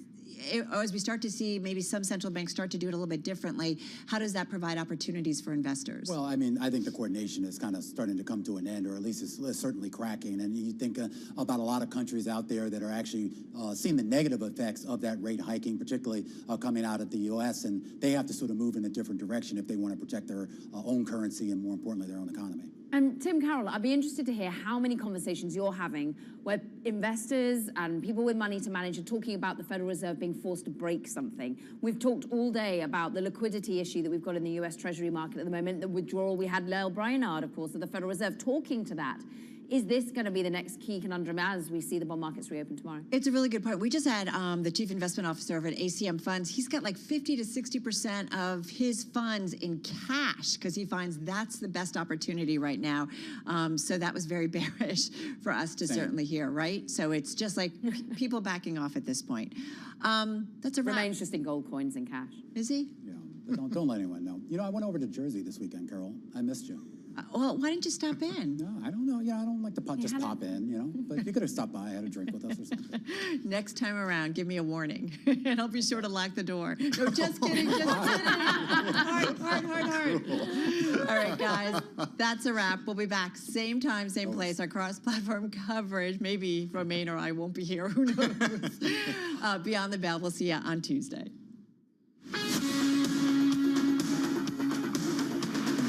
You're listening to Bloomberg Business Week with Carol Messer and Bloomberg Quick Takes Tim Stenovic on Bloomberg Radio. It's going to be a jam-packed week. By the way, Romaine's always welcome. I'm just going to say What about me? I don't know. I have to think about that. But it's going to be jam-packed. Small business, PPI, CPI, retail sales, Fed minutes, bank earnings. It's Plenty a lot, for us to talk about. Yeah, and certainly enough for investors to kind of digest it all and see whether or not it changes their thinking when it comes to the Fed. Let's get to world and national news and Nancy Lyons in Washington, D.C. Hey, Nance. Thanks, Tim. Russian President Vladimir Putin is warning of more attacks against civilian targets in Ukraine if Ukraine continues what he calls terrorist acts on Russian territories. That's a likely reference to a recent explosion that damaged a major bridge from Russia to occupied Crimea. Ukraine, meanwhile, is pressuring the U.S. and Europe to provide more air defense missiles after Russia's missile barrage today. Bloomberg's Anne-Marie Hordern with more. I spoke to the Ukrainian Foreign Ministry this morning. What they are seeking for from the international community is more of these types of air defense missile systems, as well as they want the international community to label Russia a terrorist state. Bloomberg's Anne-Marie Hordern reports delivery and training on those air defense systems could take weeks. Well, today we learned former U.S. Fed Chair Ben Bernanke would be sharing the Nobel Prize in Economics with two other U.S.-based economists. It's for their research into bank failures. And as Bloomberg's Nathan Hager reports, they're among what is considered to be a list of Nobel laureates that is far from diverse. In all, 14 academics, scientists, and artists are Nobel laureates this year. Only 2 are women. French author Annie Ernaux won the Literature Prize, while Carolyn Bertozzi is sharing the Chemistry Award this year with 2 men. It's a slight improvement from last year when only 1 woman received a Nobel. Since the prize was introduced more than a century ago, it has gone to women 61 times, including twice for Marie Curie. That compares with 895 male Nobel laureates and 27 organizations. In Washington, I'm Nathan Hager, Bloomberg Radio. Global news 24 hours a day, on air and on Bloomberg Quick Take, powered by more than 2,700 journalists and analysts in more than 120 countries. Thank you so much. Nancy Lyons with an update on world and national news. So, October 10th, so November, December. Do the so what, math. about 2.5 months until the holidays really, or 2 months till they really kick in a big way? I'm still thinking about, I don't know, Thanksgiving and making my Thanksgiving plans. Halloween didn't even happen. People are still putting up their Halloween decorations. It's October 10th, people. Yeah, Halloween's the 31st. I know, so that's Yeah. 21 days What away. do you have your costume? I know, and my daughter Aggie was little. We used to dress up and go out in a big way. Ari, what are you going to be? I'm asking Ari in the control room. He's got like a 3-year-old. Oh yeah, what are you guys gonna do? What are you guys going to do? He's a disgruntled producer. I don't know if you guys heard that. on Sarah the got air. something for us?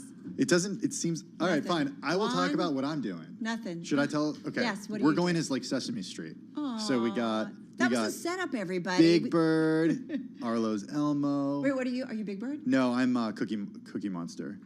What's Yeah. and what's your wife? She's Big Bird, and Arlo is Elmo. It's really fun. And we actually got Will Shaker from the Bloomberg Technology team. He's coming. He's the Count. Oh my God. And his girlfriend is coming as well. I don't know what she's Are going you to be. buying or making?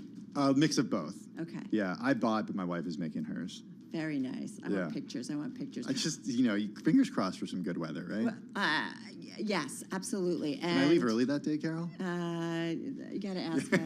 You gotta ask the big boys. Okay, I'll ask the big boss.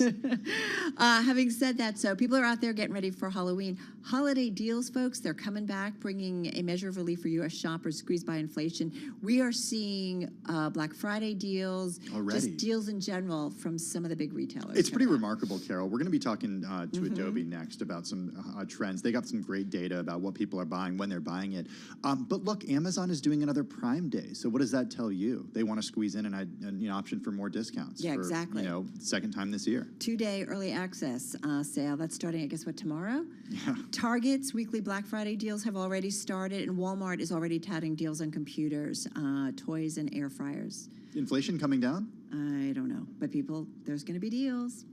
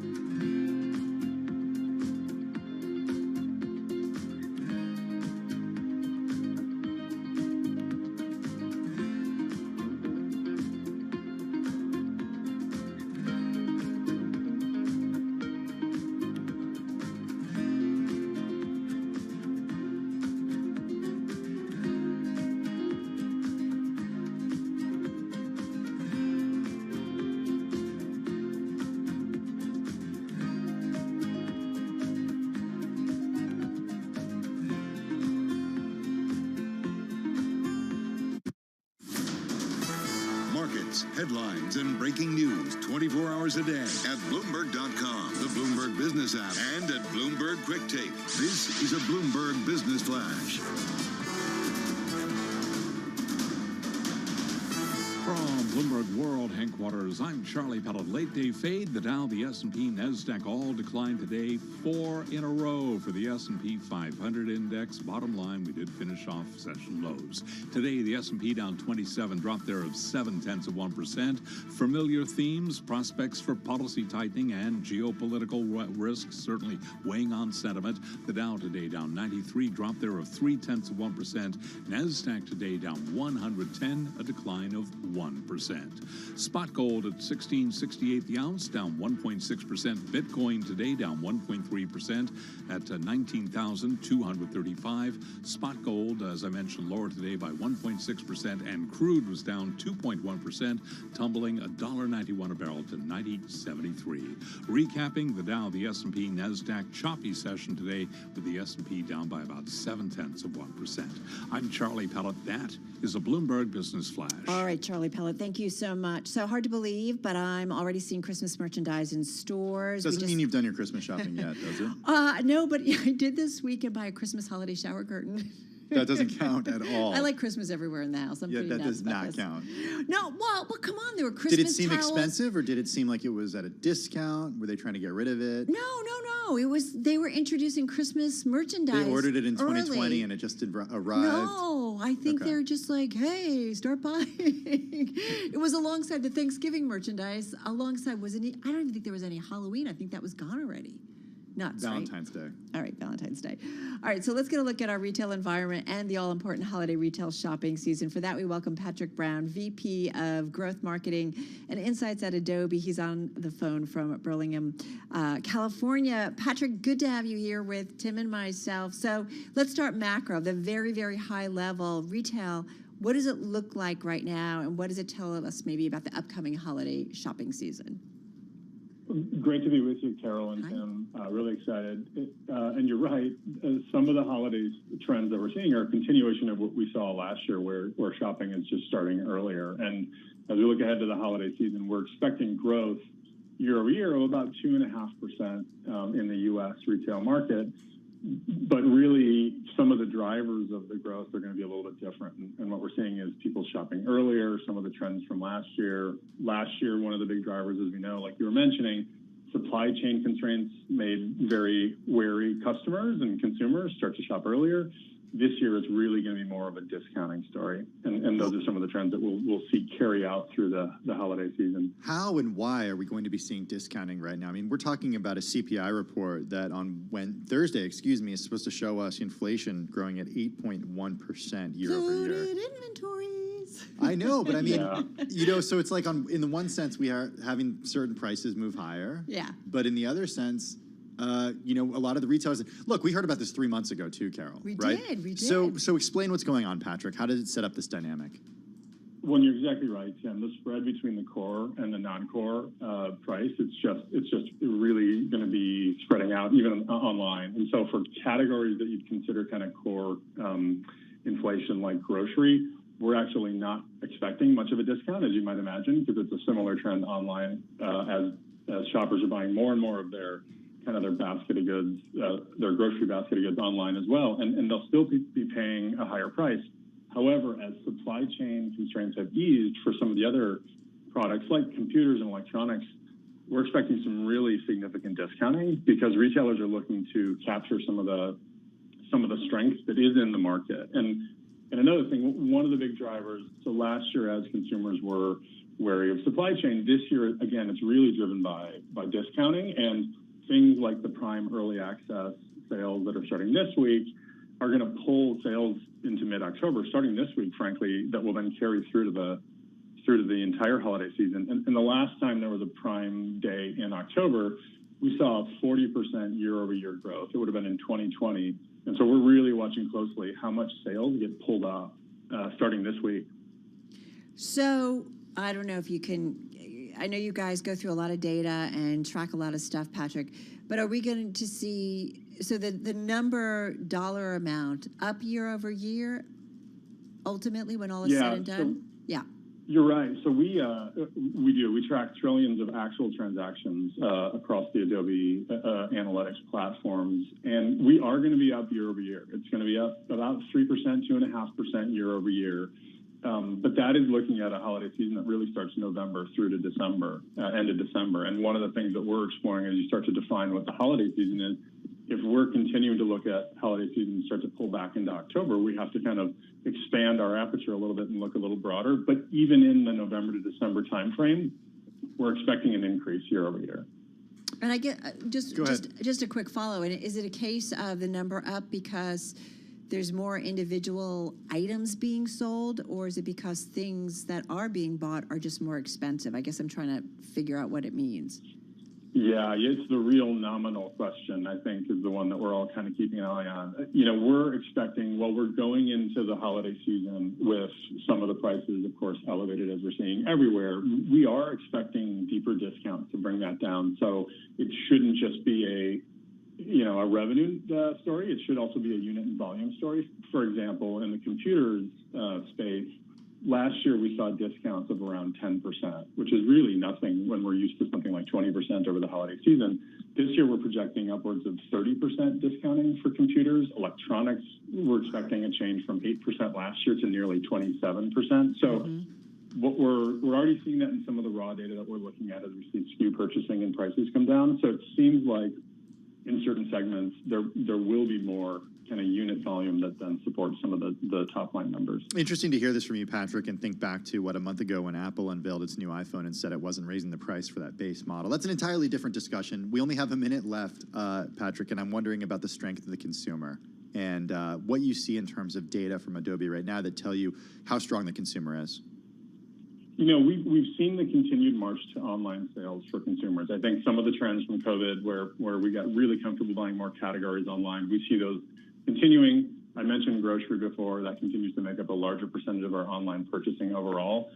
You know, the thing we're really watching is how the discounting is going to allow consumers to get more bang for their buck online, potentially versus an online, like an offline sale. So we think it may go back to the days when you can find a better deal online, and that's really what we're watching, and I think that should create some more bullish consumers in the online space. Patrick, really quickly, 15 seconds, buy now, pay later. Are people using more credit or no?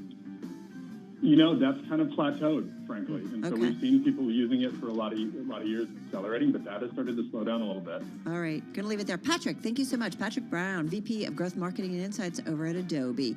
You are listening and watching Bloomberg Business Week.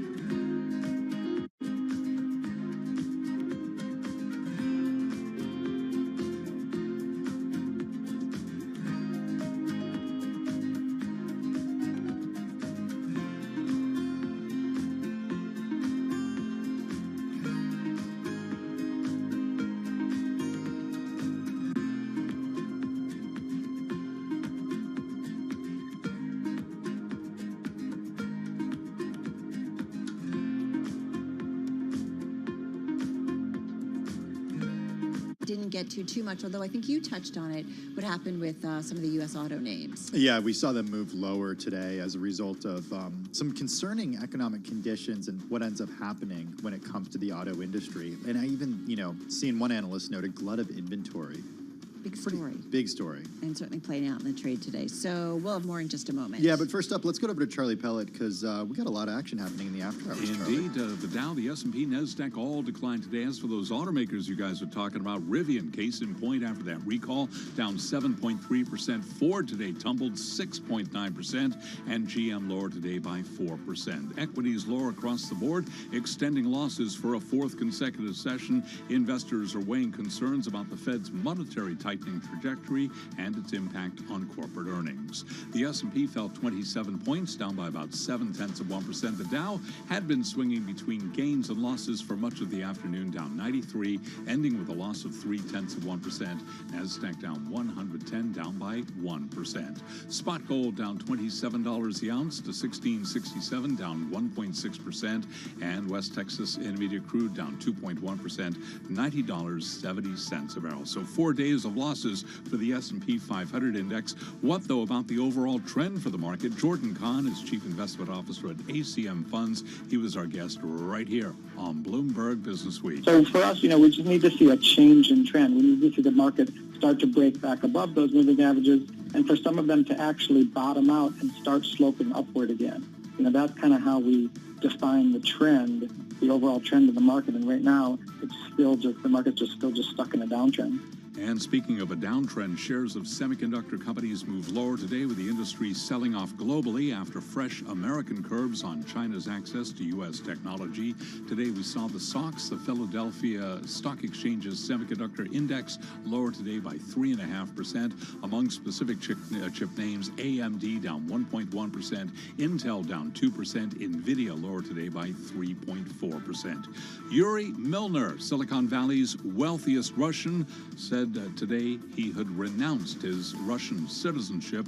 He completed the process back in August. I'm Charlie Pellet, and that is a Bloomberg Business Flash. Hey, thank you so much for that update, Charlie Pellet. Really do appreciate it. Bloomberg Business Week is brought to you by SEI. Imagine your asset management firm's operational infrastructure as a competitive advantage. Let SEI show you how at SEIC.com/IMS. All right, you're listening and watching Bloomberg Business Week. You heard Charlie talk about shares of automakers. We're talking about Ford and GM taking a beating today as outlook for the industry darkened further, with at least 2 Wall Street analysts predicting earnings will fall steeply next year. So let's get into it. Let's find out the reality, the dynamics, and strategy of these names. David Welch is back with us. Yeah, David is Detroit Bureau Chief for Bloomberg News. He joins us on the phone from Detroit. David, it's pretty interesting to see such a quick change in commentary when it comes to what's going on with the auto sector, considering that for many people, their experience with automobiles is having to wait in line and pay a large fee in order to actually get their hands on one over the last 2 years. What turned?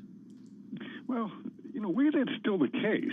It's just not quite as dire as it was, say, 5 or 6 months ago. When I talked to dealers, and this was just last week, we did a story on softening prices in the used car market, which, by the way, is usually a predecessor for what happens in the new car market. I can get to that in a second. But dealers are telling me that they still have pent-up demand. They have still people coming in, ordering vehicles, taking delivery off the truck pretty much. So there's no glut of cars yet. What the analysts are pointing out, though, is that as the economy slows, as interest rates rise, people will start to pull back. You're already seeing it in the used market. Why is that important? People with lower income shop the used market typically, and then it sort of moves its way up the scale, and other people will back off. And they'll just put off a purchase for a year or two because cars are pretty well built these days and you can do that. Then you'll start to see a rise in inventory. With the 2 analysts who really have dampened Ford and GM shares today, they see this happening over the course of next year. I don't think it's going to happen the second half of this year or even first quarter of next year. I think there's still a lot of demand out there because people have been waiting for cars. Prices are still at record levels. They were still rising as of this month for new vehicles. So it's going to take a while for some of that heat to come out of the market. But you absolutely could see it happening next year. And then with all the inflation you have in the inputs for cars, steel and other commodities, chips are still an issue.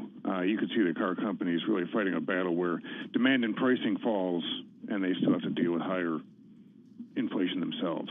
So if we kind of pull ourselves out and bigger picture, David, is this a case of the automakers getting back to pre-pandemic levels? I mean, I always feel like there's some perspective, right? Because they just took off, certainly the shares did in a big way, as everybody wanted cars to kind of get places during the pandemic, right? Because that's what they could do. But so are we talking about getting back to pre-pandemic levels or something worse, at least according to the analysts? Well, I don't think we will get back to pre-pandemic levels of sales anytime soon. For one reason, it's just production. Semiconductors are still a problem. Most of the forecasts out there are talking about somewhere between 13 and 14 million vehicles for a total this year, and we're used to being around 17 million. We're not going to get enough chips next year to build 17 million, even if the demand was there. I think there's probably enough demand next year for, say, 15, 16 million vehicles, because, and maybe more depending on how much the economy cools off with rising interest rates.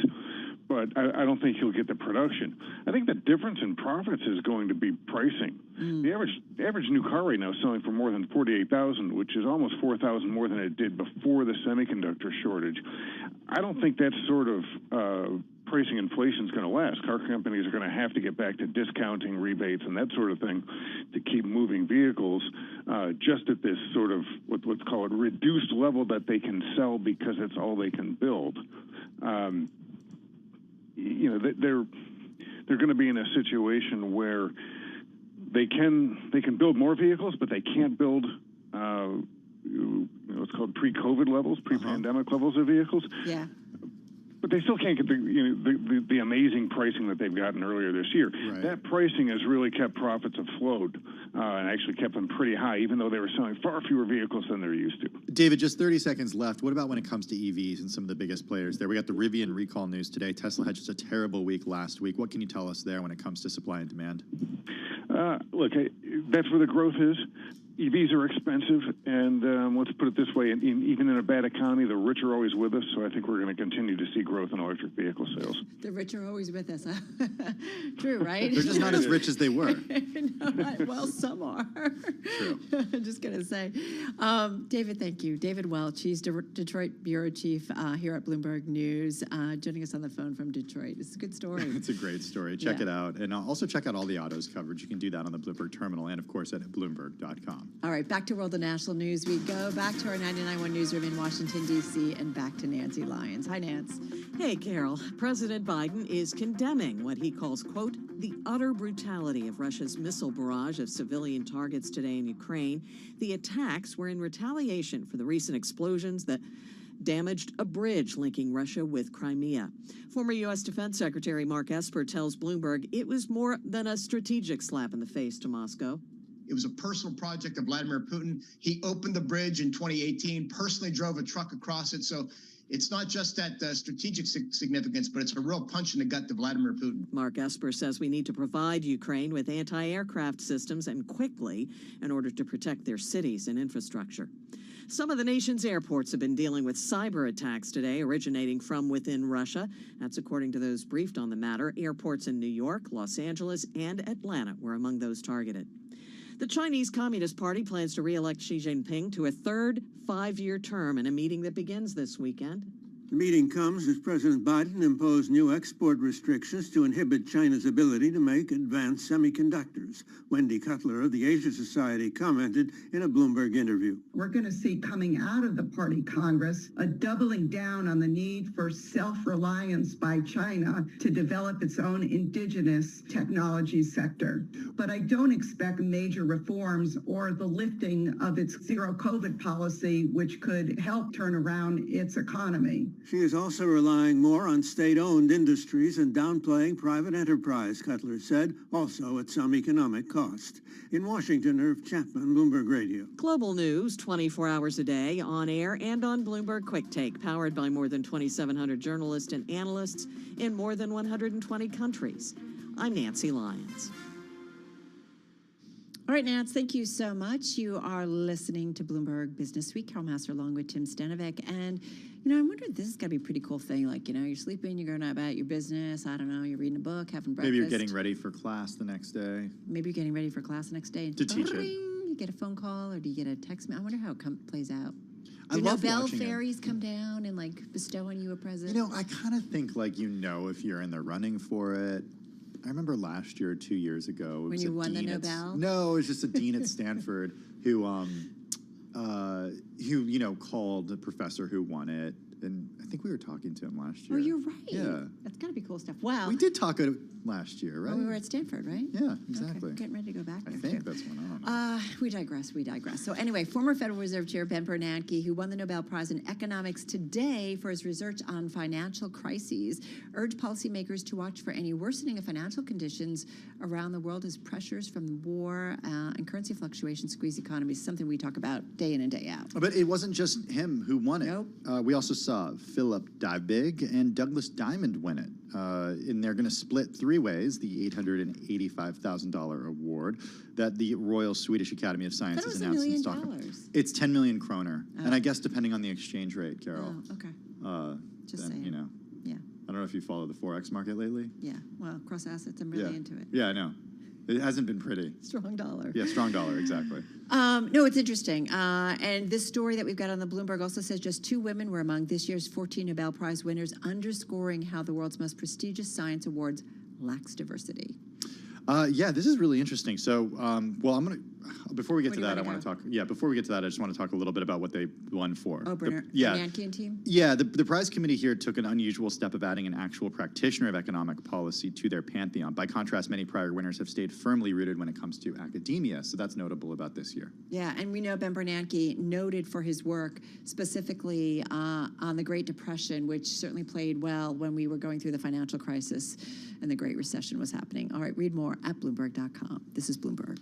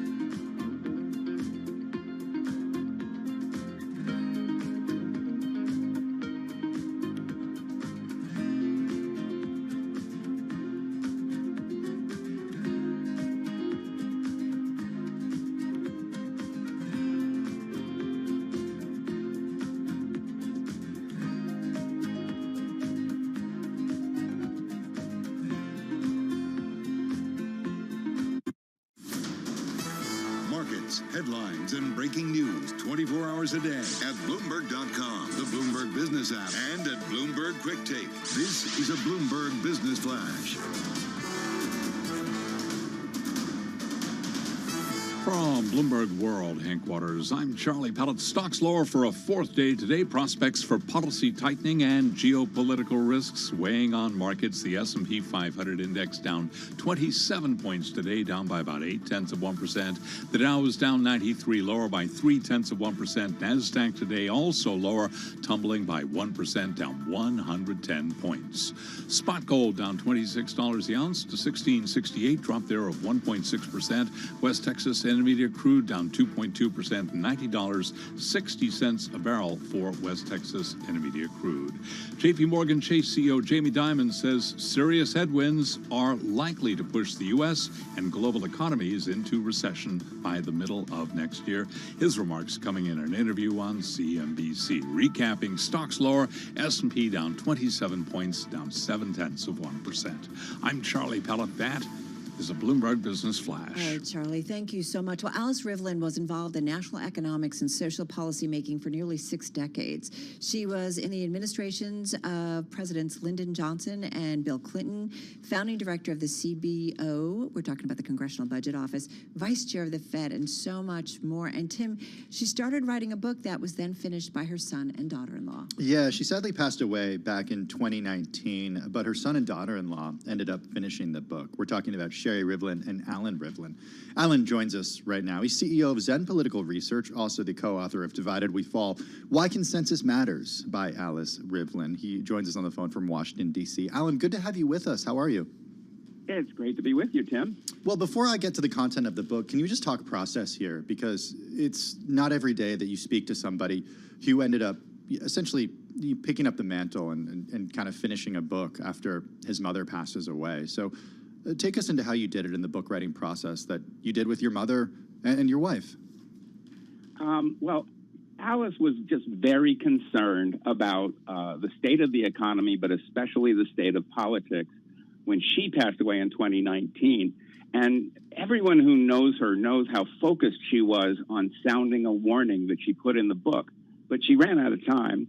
And so Sherry and I finished the book for her. It took us 3 years, and the world kept changing while we were writing it, but it kept changing in ways that are bad for America, bad for the world, but made the topics we were writing on much more relevant.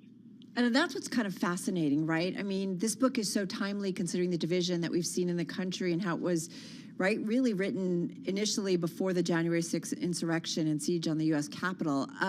So tell us about how that evolution of those 3 years, as you said, the world kept changing, how that impacted what you wanted to include in the book while also staying true to your mom.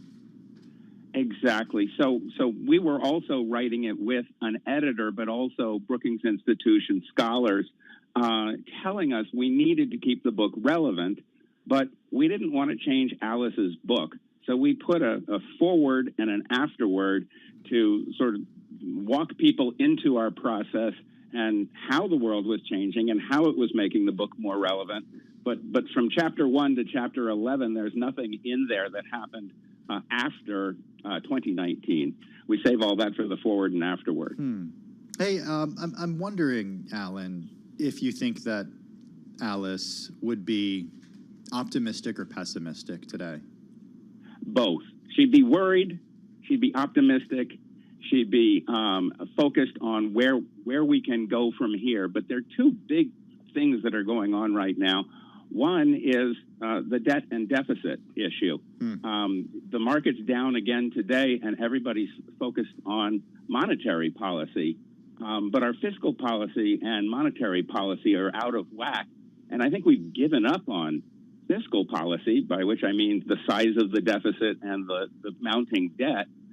So we don't even talk about it anymore. We look to the Fed to tighten things and get control of inflation.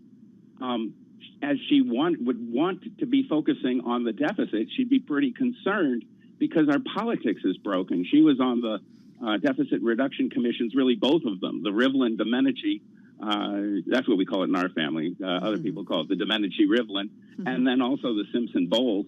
And the experts knew how to fix our deficit and debt in a balanced way that would spread the pain so there wouldn't be too much pain. But the politicians couldn't get there, and they're no closer now. And if you look at the way things may be headed in the next election, we may be headed for divided government and a rerun of the 2010 through 2016 world.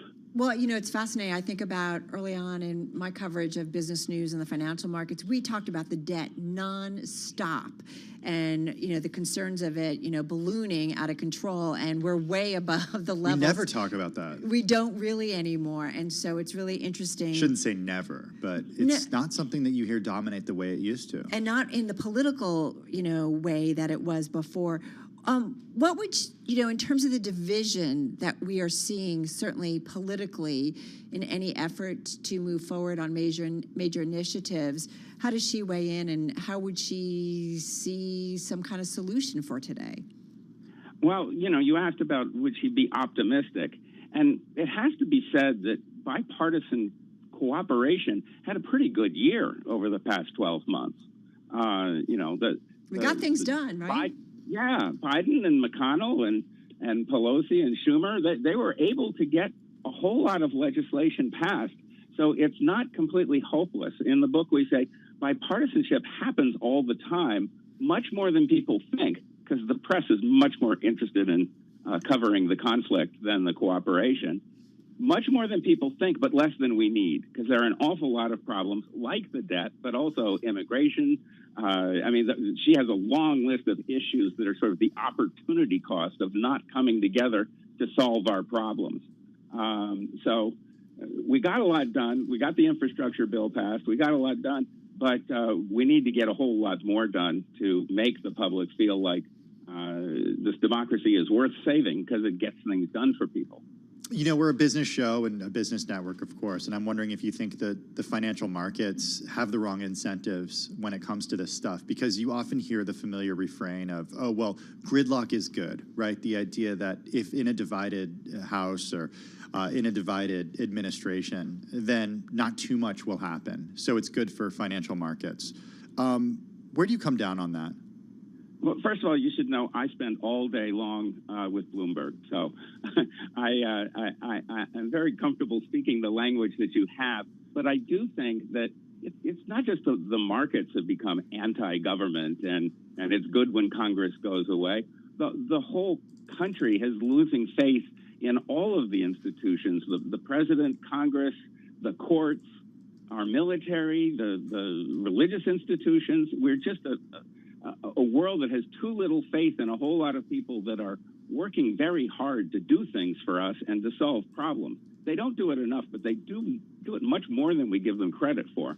So in that sense, I think we need to have more faith in ourselves as a nation and of voters. We can govern ourselves. We can elect the right people. Right. We can hold them accountable. All right, we're gonna leave it on that note. Alan, really great to check in with you. Really appreciate it. And Alan, thanks for spending all day with us, too. Yeah. We appreciate that, Your Alan. favorite show better be Bloomberg Business Week. That's all we're going to say. Alan Rivlin, thank you so much. Chief Executive Officer at Zen Political Research. Divided We Fall, Why Consensus Matters by Alice Rivlin. She wrote it. As he said, the bulk of the book is what she wrote, but Sherry Rivlin and Alan Rivlin also helping put it together and get it out there. Just an incredible name, right? Yeah. Vice Chair of the Federal Reserve, a MacArthur Genius Grant recipient. I mean, the list goes on. PhD and Masters from Harvard. Yeah, so involved in so many fiscal policies, economic policy, social policy. Hey, I have to just say, I put out hashtag enough.